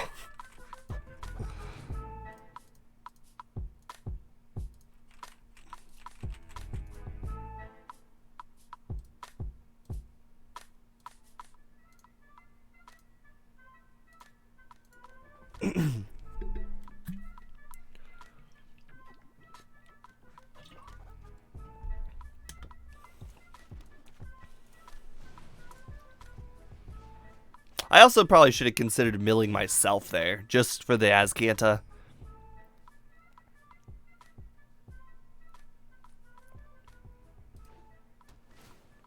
Well, it appears that we are playing against Jeskai. Heroes, probably.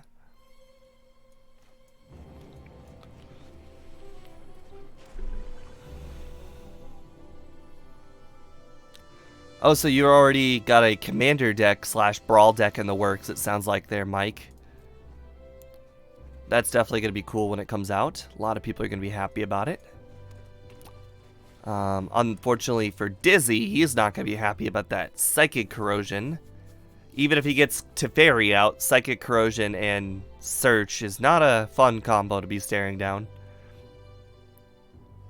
But, Planeswalkers is the weakness to this deck, so if there is any way to win, having Planeswalkers is the way.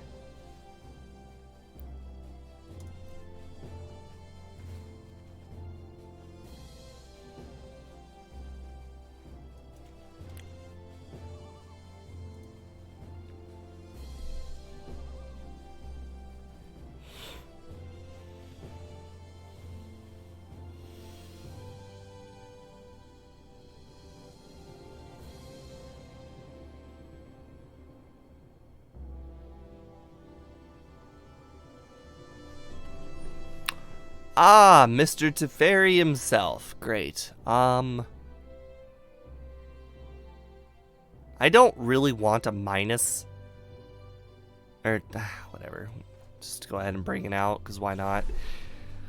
I'd rather him minus the Burrower instead of the Psychic Corrosion or Search.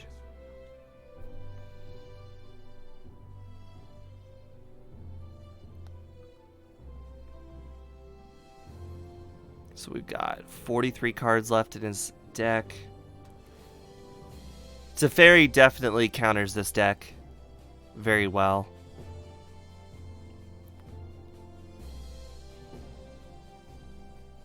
Crappy thing is I don't want to put Teferi back into his hand. That just seems too good for him.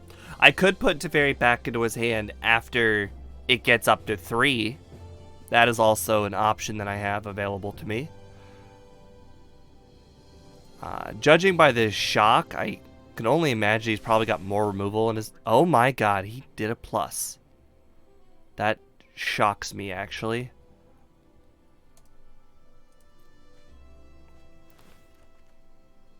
Ooh.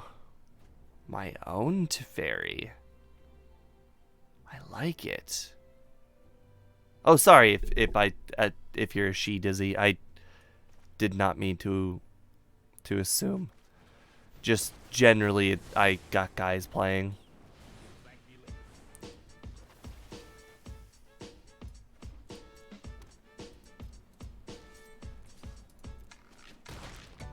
Alright, this actually puts me in a pretty good position. Nice.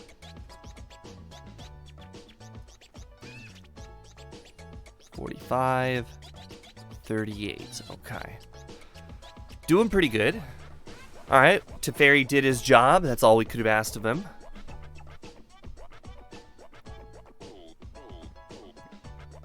And we've got 4 cards in our grave. I might actually use this Merfolk Secret Keeper on myself to convert the Azcanta. I really should have considered doing that on turn 1.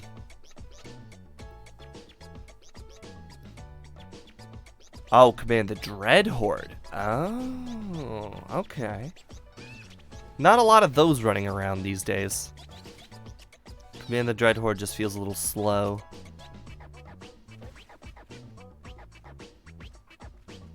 Alright, so we've got 6 cards in our grave. Not really any way of actually getting a card from my hand in the grave at the moment. So I'm probably just going to have to use this Merfolk Secret Keeper myself. But let's go ahead and see what I can get from the Ogre. Time Wipe, okay. It's not really going to do me a whole lot of good, but you know what? Whatever. Go ahead and play this on ourselves. So now we get to convert our Azcanta next turn. Alright, we didn't really lose too much of importance. He's got his Teferi at -3 now. Or I mean at 3. So I'm actually going to go ahead and Burrower that back to his hand.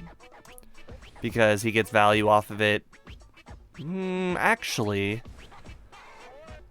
the odds are he's actually going to +1 that. Because he's not going to sacrifice it. So let's go ahead and make him +1 it one more time. Because he's probably going to focus on the Ogre here. With an effect. That way his Teferi stays at a high number. And that's when we get a really nice usage out of our... double usage out of our Brazen Burrower.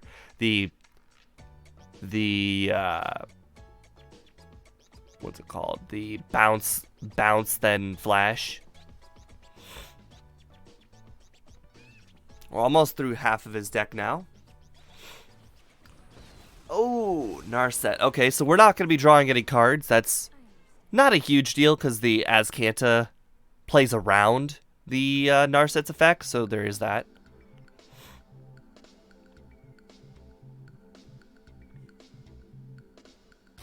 And if we hit the Narset once with our Ogre, then he's going to have the choice to sack his Narset. Oh, he's eyeing our card. Wow! He actually sacked... He must have another. I can't imagine he would minus on Teferi unless he has a second.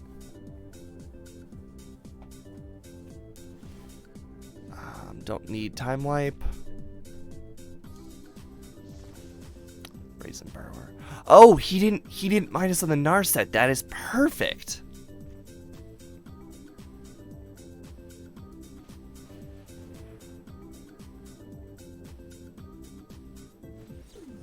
Sure.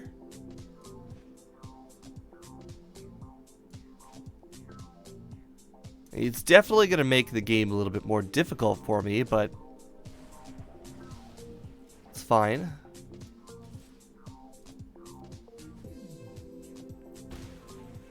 Alright, so we don't have our mill spell. We still have 4 more in the deck. 3 more Psychic Corrosions and the one that mills land, get a draw. Sarkhan, okay, well now we have a usage for our time wipe. But we've got our second Brazen Burrower, so we can always do that.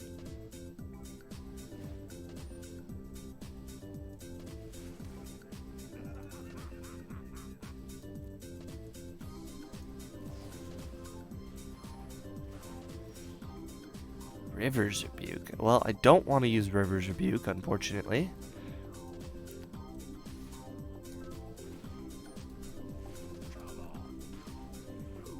Alright, so we've got several choices we could make. Actually, we could do both Azcanta and Brazen Burrower in the same turn.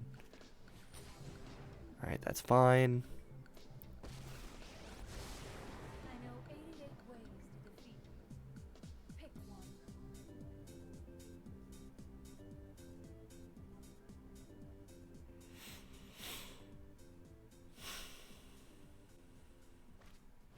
Saheeli, okay.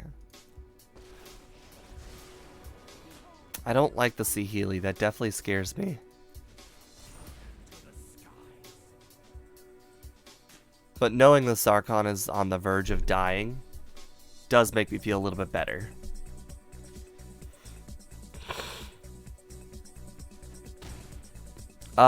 Yeah, I would also agree that I believe he did that in the wrong order. Yep, Saheeli the Narset would have definitely have been the right play. Oh, okay, well, not a fan of Time Wipe, but so be it. We'll take that. Now we get to kill the Sarkhan. So be it. Oh, I forgot to attack with Ogre. Okay, well, that's not that bad.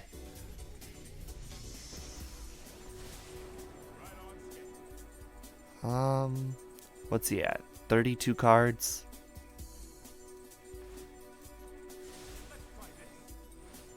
Oh, fuck, Narset. Okay, well, that was a misplay. Alright, I definitely feel bad for that. Not the worst kind of bad, but just kind of meh bad. I do have the River's Rebuke, so nothing the opponent can do really pisses me off at all.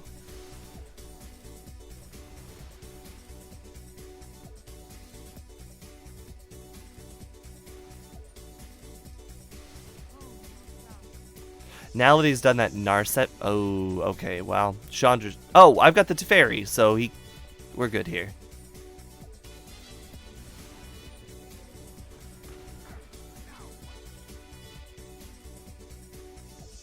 Now, the bigger question here is if I want to play the Brazen Burrower and attack the Narset, or just put everything back into his hand. But I think we're going to go ahead and do the Brazen Burrower play because... Oh, that's perfect. Yeah, we're going to play the Brazen Burrower, we're going to kill the Narset.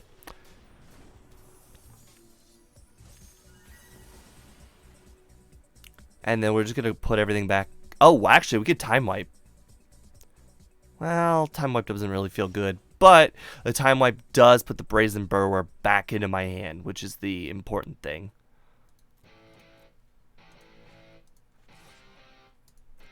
Or I could just start taking damage and Azcantaing every turn, get maximum value every turn. That also feels pretty good.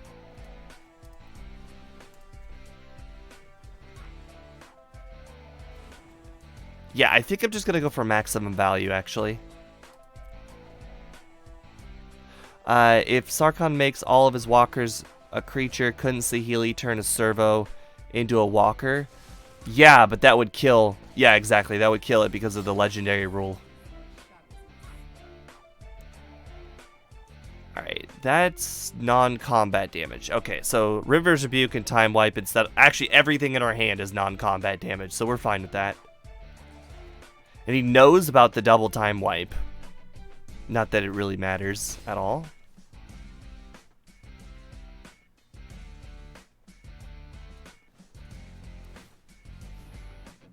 Ah, there we are. I really considered the Teferi there, but Psychic Corrosion just felt better.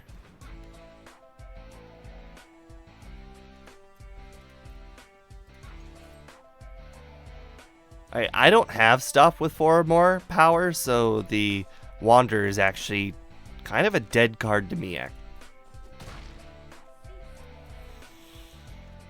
And right now we're just trying to outvalue him with our Azcanta.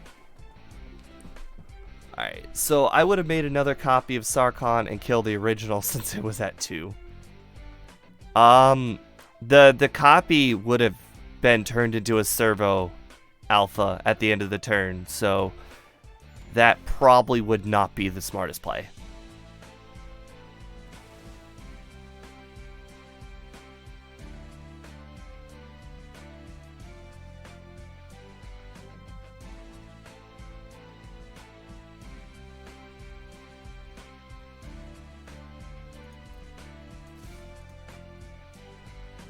I could hit him with Settle the Wreckage, but I would rather not give him extra land, because then that's land that he's probably not going to top deck. I'd rather him top deck land against me right now. Oh, Patient Rebuilding, nice.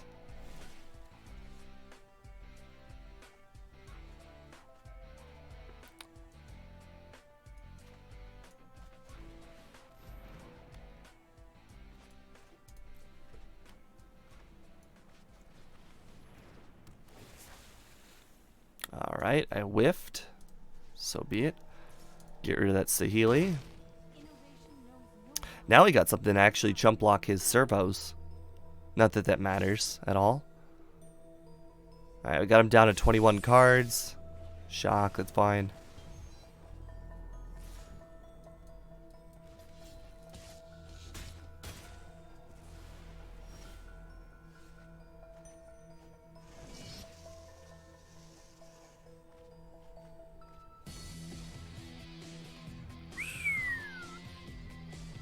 Good game, yeah.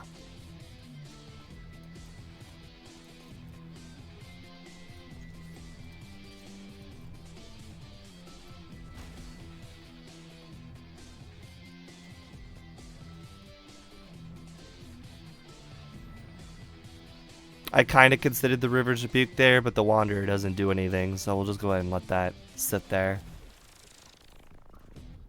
Jesus. There's so much I could do. Oh my.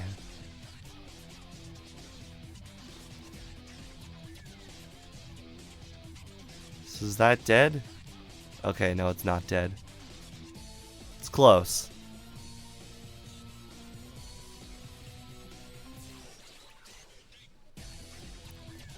We'll be the Mr. Nice Guy. We'll go ahead and give him his Wanderer back.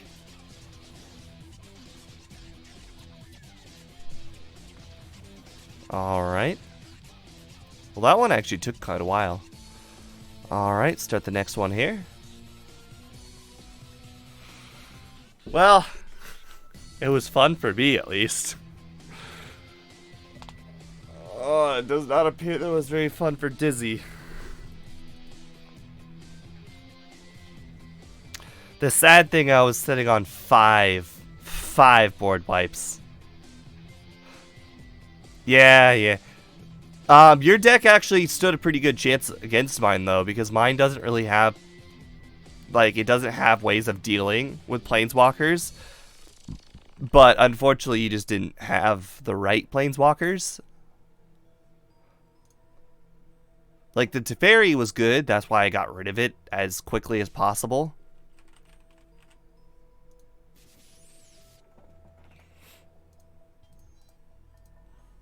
And the Narset I really wasn't worried about. Anybody else want to join in? Mike, Alpha Wolf. I know Dizzy can't win twice in a row, but Dizzy could pick the winner if Dizzy wins.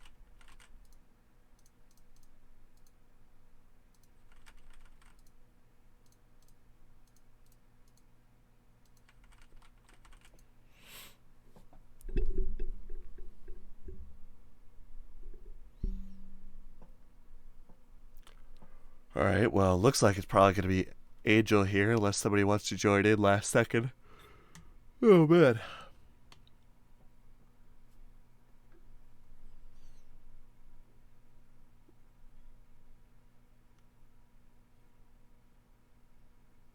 Music stopped, I just noticed.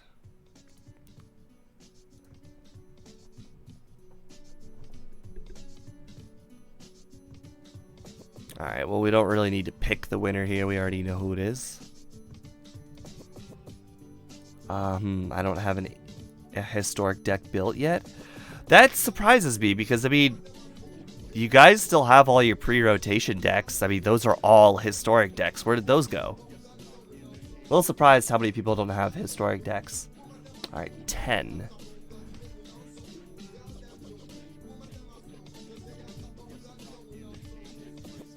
Alright, explore deck. But yeah, all your pre-rotation decks are all historic decks, so I mean, I can't imagine, unless you guys just started playing after rotation, I'm sure you guys have historic decks, unless you just all deleted them.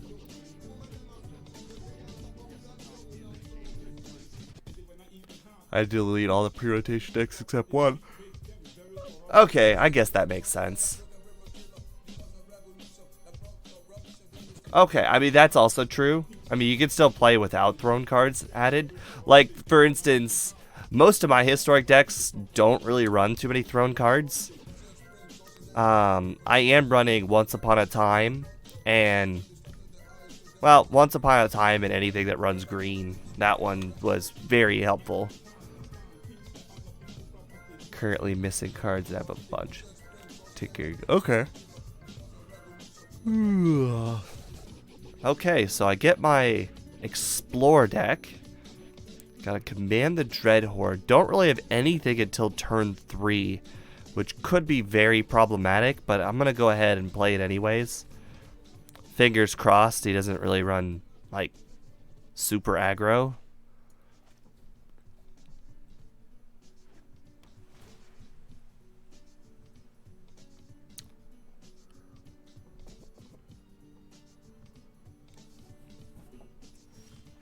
Alright, well, we got all of our late game covered.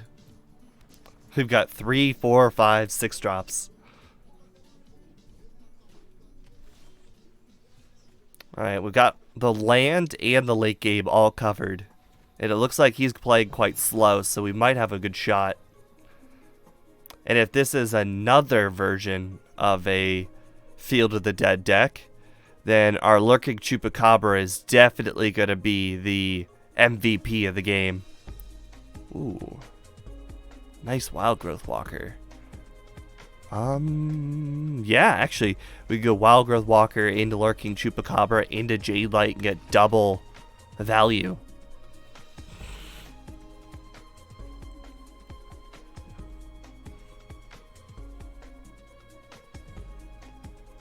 I've never had Command the Dread Horde in a... Oh. Okay, that works out really well.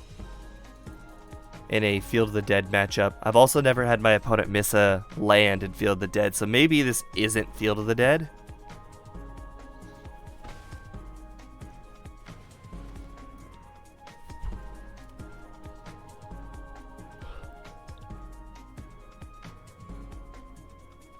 Oh, looks like Shadow's up and about.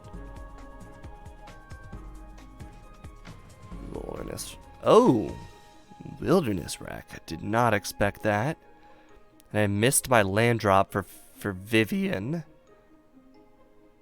I'm probably just going to go ahead and Once Upon a Time, since there's not really anything to hit with our Jade Light.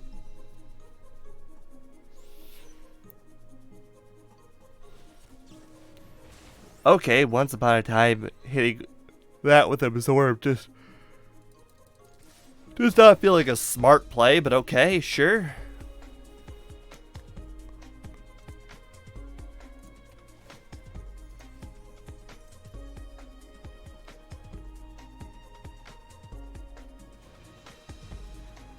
Interesting.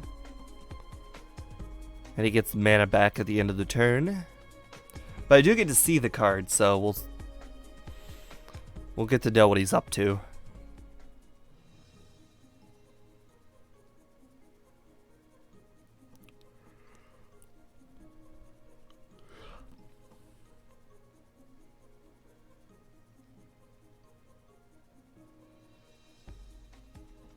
I see Shadow just spun around.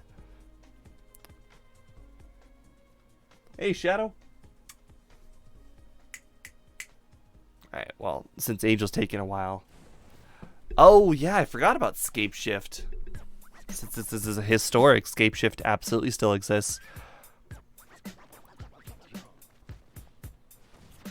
Ooh, does he really have another removal spell? I mean, counter spell? Bummer. That's a big bummer.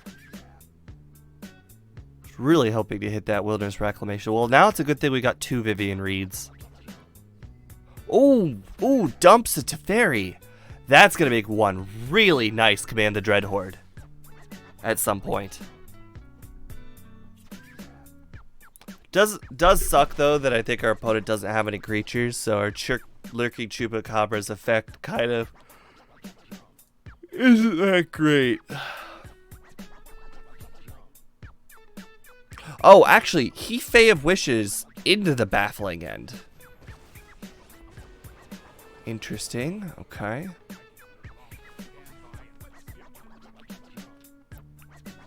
I wonder if he's got another counter spell. I wonder if he's gonna use the taps here in order to, like, Nexus of Fate. Because he can.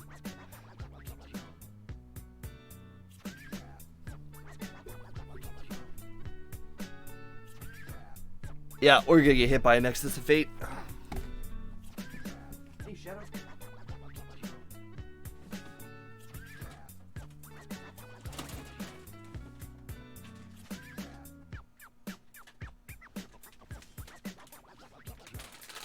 Oh, he didn't Nexus.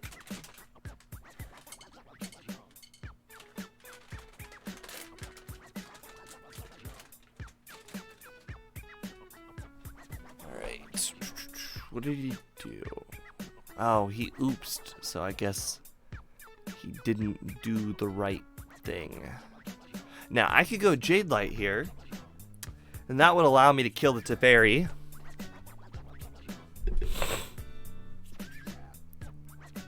I could go Vivian, and that would allow me to get rid of the Wilderness Wreck, but not kill Teferi. I think as far as the late game is concerned, well, depends on if he has a board wipe or not. I think as far as the late game is concerned, we're probably going to want the Vivian. Oh, come on. Really? Another counter?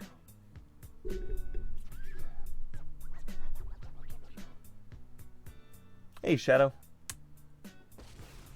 Oh, finally. A bit of a break.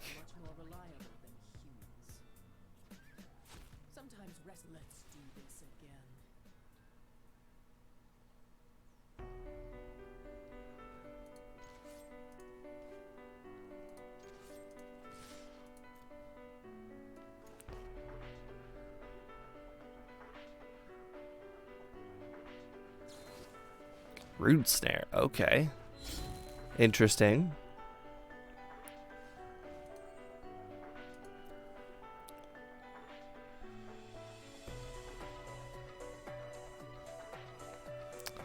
Alright, so that's going to get rid of our wild growth, so be it.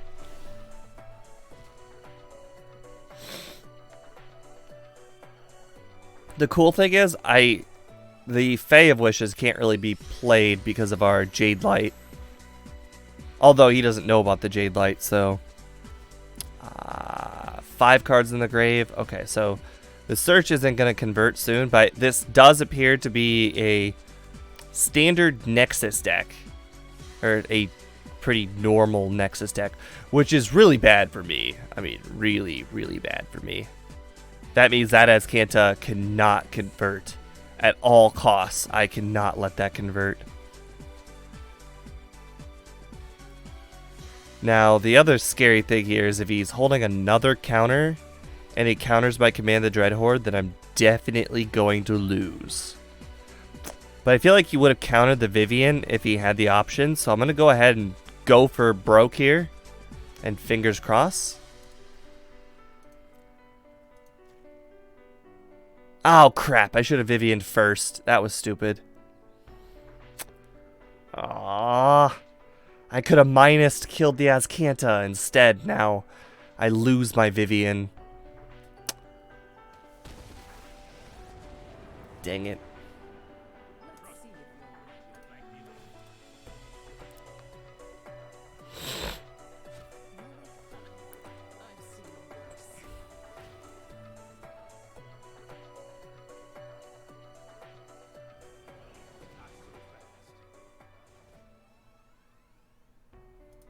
At least we got major Planeswalker advantage next turn. Just feels bad though that I could have gone with a plus on the Vivian rather than the minus. Could have gotten an extra card out of it and had a Vivian up to 6. Been very close to that -8.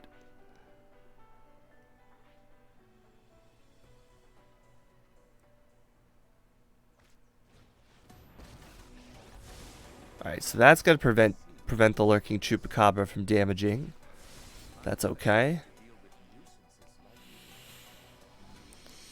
And he's playing the Fae of Wishes, which is definitely a good thing for me.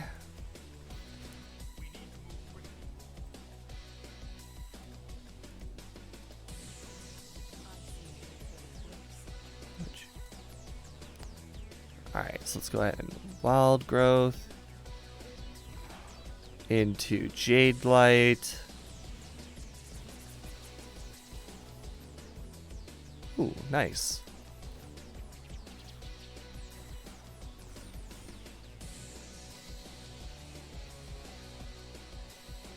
Into Llanowar.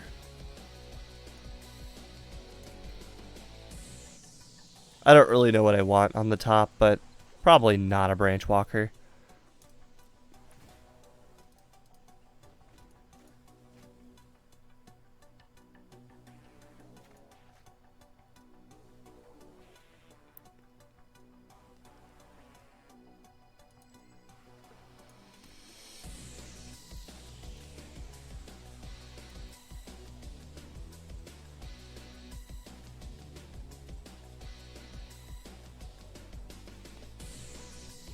But I think we've got this one in the bag now.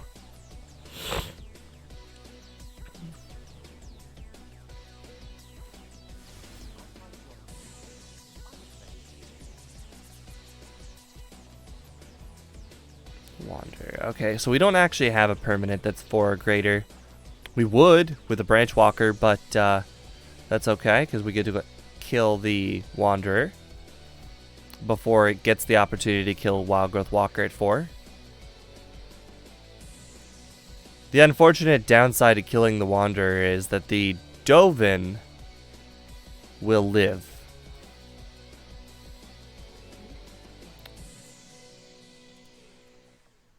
Alright, this is actually a -2, so I can do 4 damage to the Wanderer. The prevent all non-combat would be irrelevant.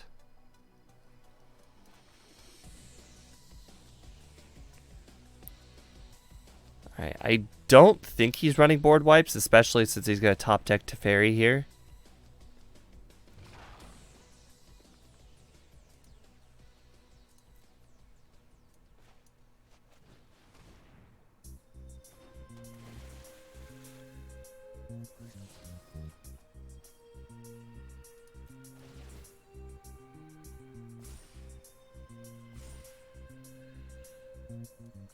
Oh. See, I almost made a misplay there, because now I'm able to go with this Llanowar Elf and attack with this Llanowar Elf. Probably don't need life at this point.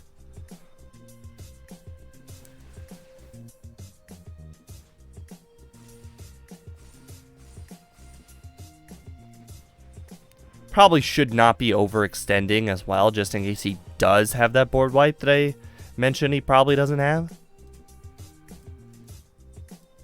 Let's go ahead and do that and do that. The Wanderer only really needs... Oh, so his last card is Root Snare. Okay, so be it. We're going to lose our Wild Growth Walker. It's not the end of the world.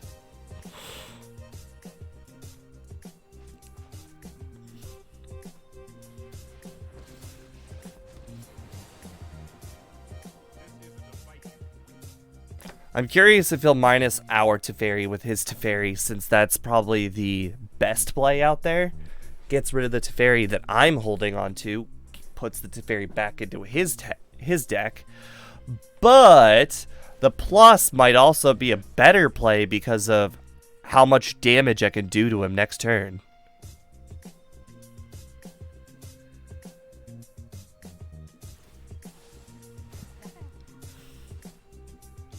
One, 2, 3, 4, 5, 6, 7, 8, 9, 10, 11, 12, 13, 14, 15.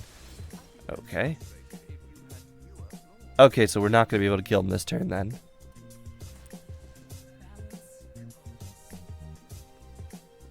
Probably don't want to overextend. Just in case he does get that magical board wipe. Let's go ahead and bring that down to 1. Kill Teferi. Kill Dovin. And the rest to the face.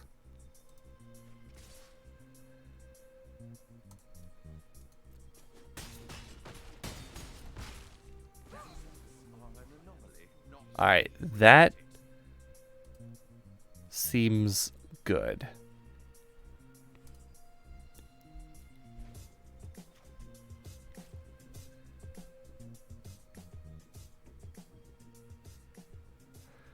Not a lot of board wipes being run in a Nexus deck, or at least that's what I think it is. Our opponent's only seed 14 cards, so he probably just got unfortunate enough not to get the Nexus.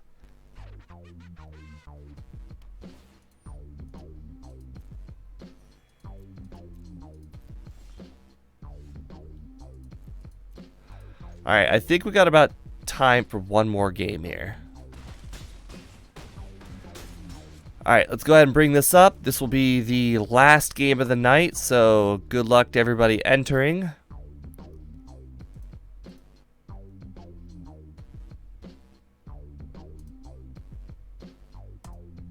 Angel, did that happen to be a Nexus deck? Hey, SEK. It seemed like a Nexus deck to me. And what did you oops? Like, what, since you didn't actually have a Nexus in your hand, why did you oops? Did you just oops to make me feel like you did have Nexus and you screwed up? As like a kind of a tactic? Sorcery. Oh, you, okay. What? I want to talk to something with you. They say it's very, very dangerous, the computer, to everything they listen what you talk. Yeah, those are morons. They just know that? Huh? Do I know morons who share all of their information in the computer? I do know morons who do that, and I'm not one of them. Yeah, you have to be careful. Nobody here knows where I live, except for the state I live in. Nobody knows my last name. They only know my first name. Nobody has my cell phone number. I keep all that stuff hidden. Just be careful. Mm-hmm.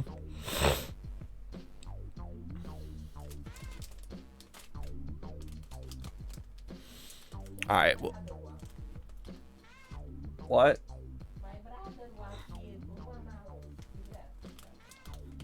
All right. All right. Well, it looks like SEK is gonna win this one, hands down. I haven't actually played against SEK in a while. I know he's joined in a few times in the last 2 viewer duel weeks, but he didn't win.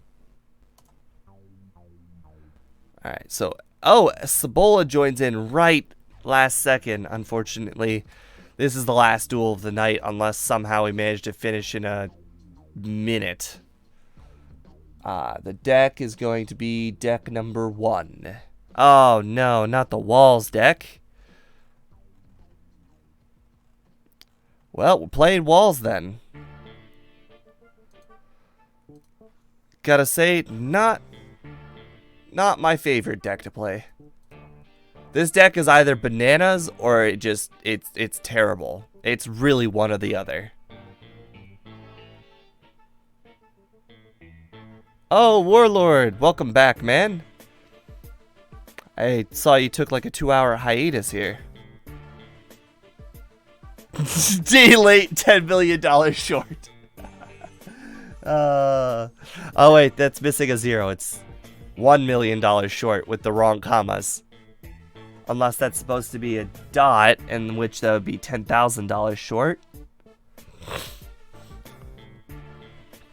You guys like the new setup I got going on here? Nice green screen setup, studio quality microphone. Oh, I've got it set on Angel. My bad.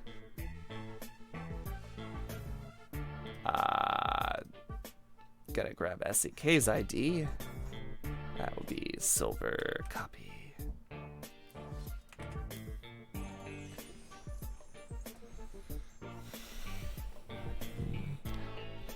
I guess I could just do one more for Cibola. If one and then one more after that if Warlord. We won't do the picks, but if Warlord and Cibola want to play, you guys can play. We're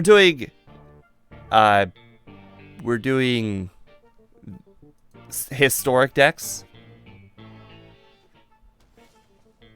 Ooh, nice.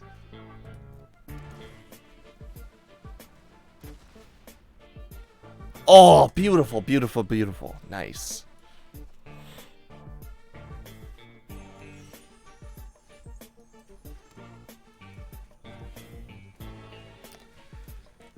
I'm not gonna lie, the gates scare me because there's a possible Gates Ablaze turn, or Gates Ablaze next turn, and I definitely fear the Gates Ablaze.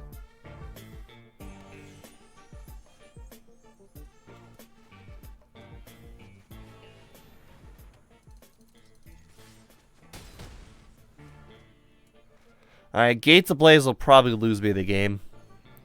So, fingers crossed. What in the world is that?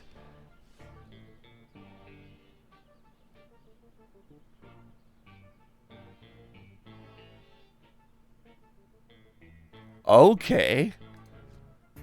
Sure.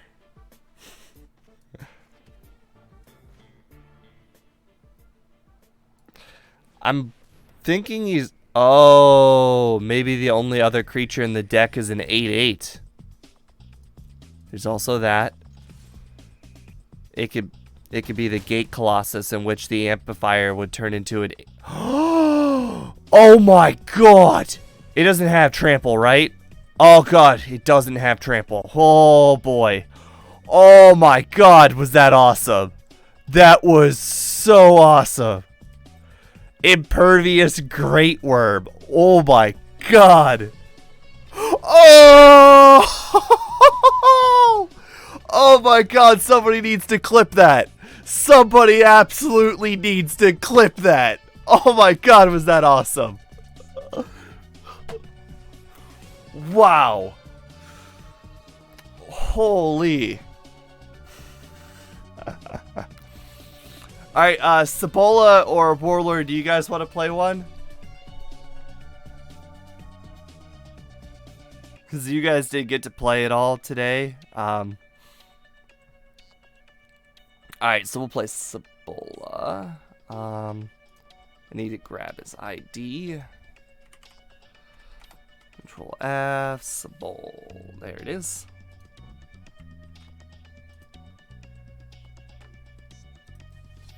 Alright, and the deck number is 2.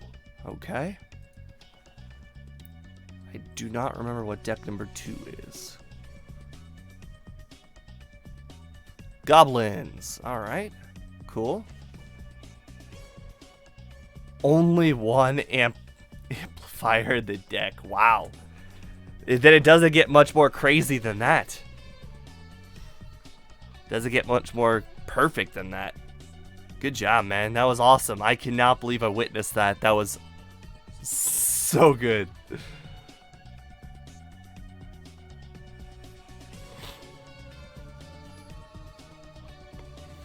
Oh, I just noticed Sabola's got the Garrick avatar here. I think you have to get that with gold? Maybe gems? Oh, wait. No, you get that for the pre-release. So that costs, well, kind of $50, but you could probably get it without the pre-release.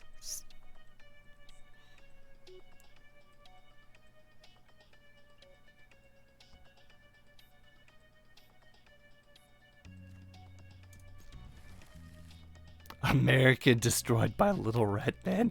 Well, it looks like you both clipped it, so definitely not going to miss out on that one.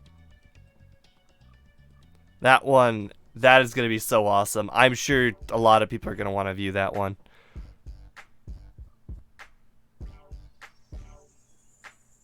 They're both very interesting titles.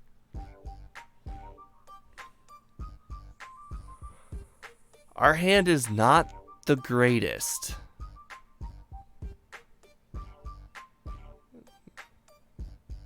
Yeah, I guess we could restart. I'm actually kind of happy we get to restart because my hand was really bad. Well, it wasn't like terrible, but going second and not having to play until turn 3 with a hyper aggressive deck is really bad. That was probably a mulligan, knowing I was going second. Going first, I guess that's playable, but not second.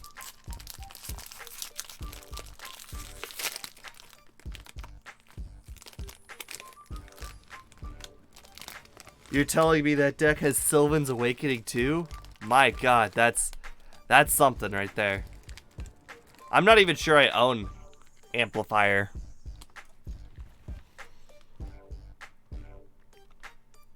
I probably do, but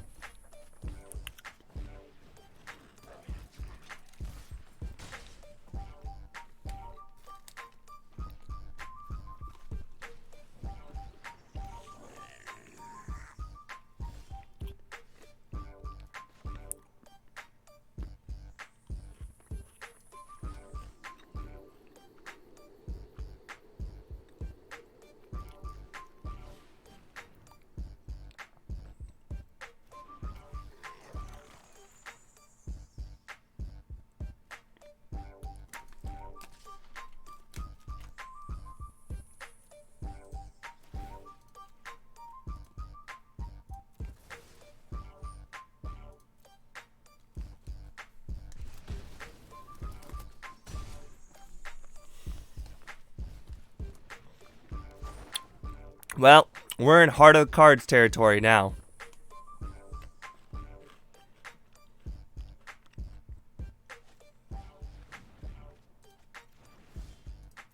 Oh, and the Heart of the Cards are on our side.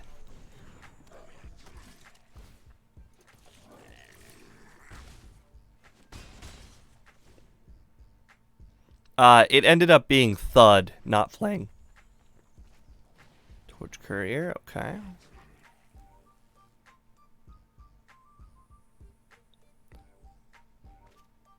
This Castle Emberth is really cool in a deck like this.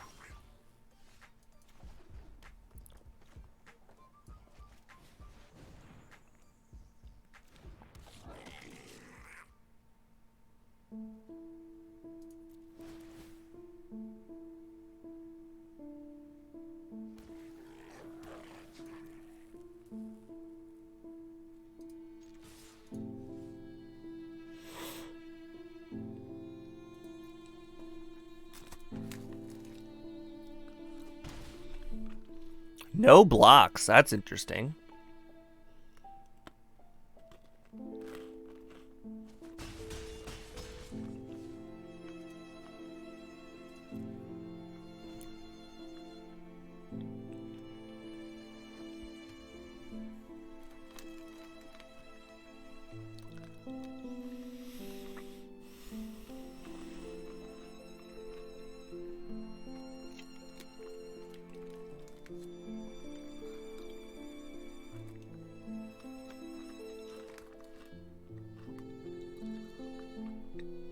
I'm really torn between going between Emberth or War Boss this turn.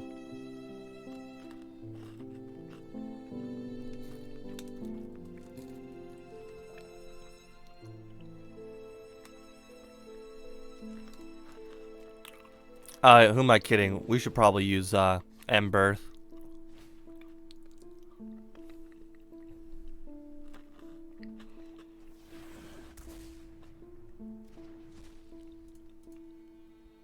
Oh, no sorcery speed in the grave. Okay.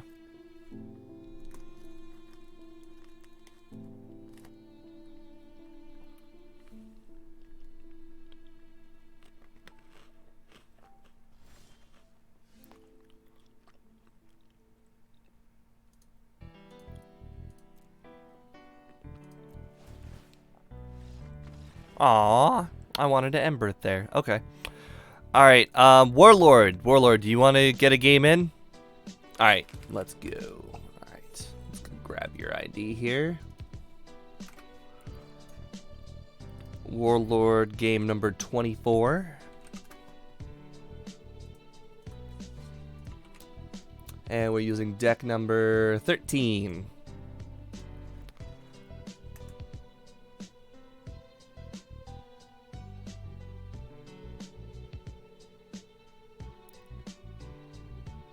Dino's Unsealing. Alright. That is game because I can't read my own deck and didn't maul when I should have had to. Oh. Well, let's be honest though, I did have the nuts. I had 3 War Boss, and I ended up getting my 3rd land on turn 3. Would have been extremely problematic if I had not. Alright, so we don't have any... Oh, we do agree. Okay. Nice. That worked out.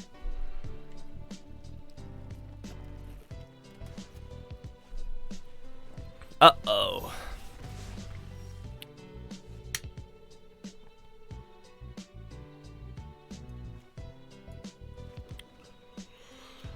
Boy, do we have decisions to make next turn.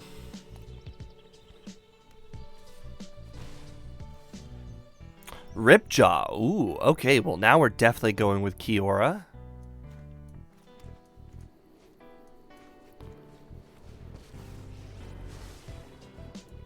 Get an extra draw off of our Ripjaw. History of Benalia. Okay. Oh, so this is going to be a Knights deck. Cool. Lotus Field. Ooh, nice, nice, nice, nice.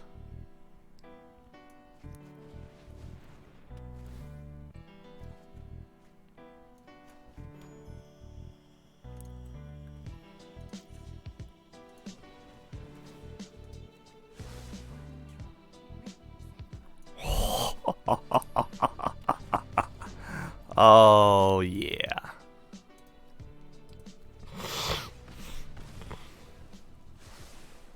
Oh, yeah. Oh, yeah. Boy. Pacifism. Aww.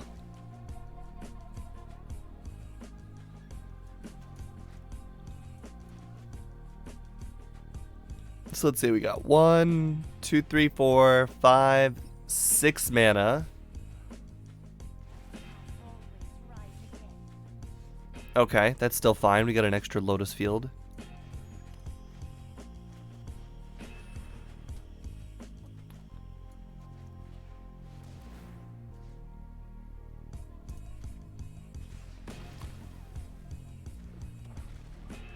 I thought I did 2 on turn 4, Torch Courier into Earring Crag into Draxuth, game over, except I had Thrill Possibility instead of Inkred. Oh, okay. Oh, he pacifismed me again. Feels bad. I almost want to hit Ripjaw with it just for an extra card, but we're going to go obviously with Benalige Marshal here.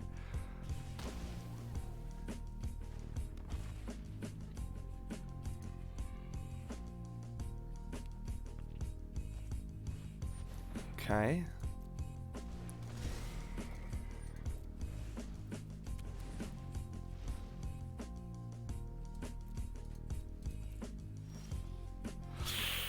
Bummer. Bummer.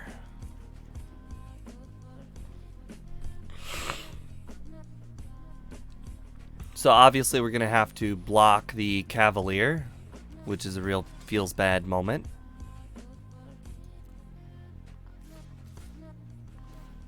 The crappy thing is the Benalish Marshal made it so the Cavalier will live from the attack, because I was going to be able to castle Emberth and kill the Cavalier, and now it's not going to be that way.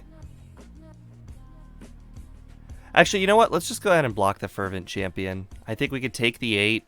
I don't think he's got direct damage. That way I got 2 extra opportunities to draw a card.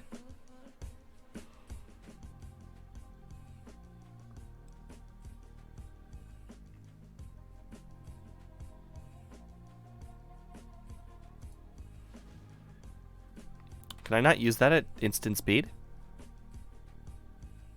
Oh, the Blood Sun. Yep, I forgot about that. Okay. So be it. Another Ripjaw. Okay, that works.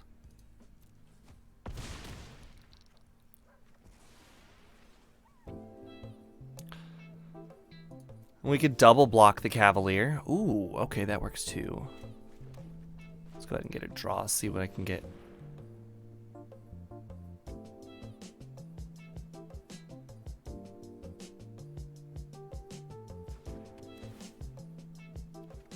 Oh, yeah. Yeah, boy. Beautiful.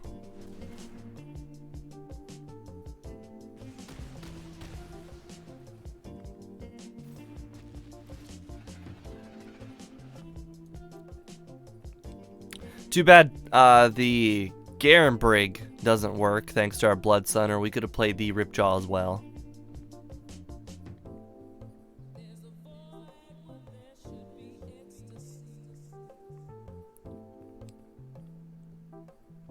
So obviously we're going to have to block the Cavalier into the Carnage Tyrant. Okay, maybe not.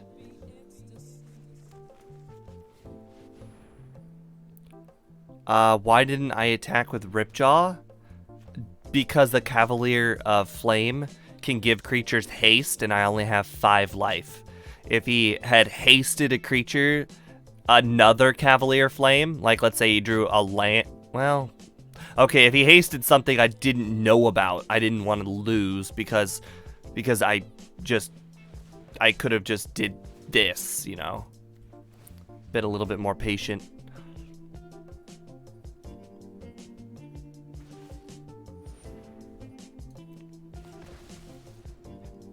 Because right now I've got the upper hand. There's no need to be greedy. Wow. Nice top deck there. Does not appear that I have the mana for it, but that's not a big deal. We got rid of his instant speed haste. Oh, we've got victory. Never mind.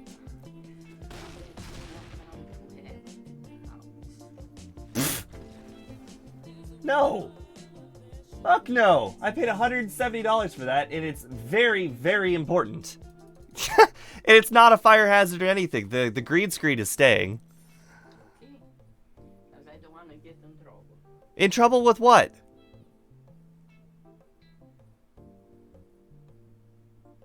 Okay.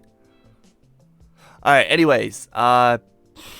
Sorry you had to be there when that happened. But thank you guys for hanging out in today's stream.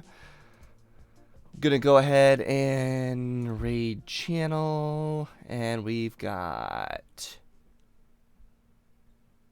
Adamant... Muffin. Oh, it looks like Adamant just started, so we'll go ahead and send everybody over there. Yep, no problem, man. And I'll be on again on Thursday. Same time. I should probably put in my description that I'm going to start doing Tuesdays now. That way more people know. Ah, sorry about that. Sorry about that. I'm not used to having a female in chat. I know we got another person named Lullaby who usually shows up, and her name is obviously somewhat feminine, so it's a little bit easier to remember. But Again, sorry about that.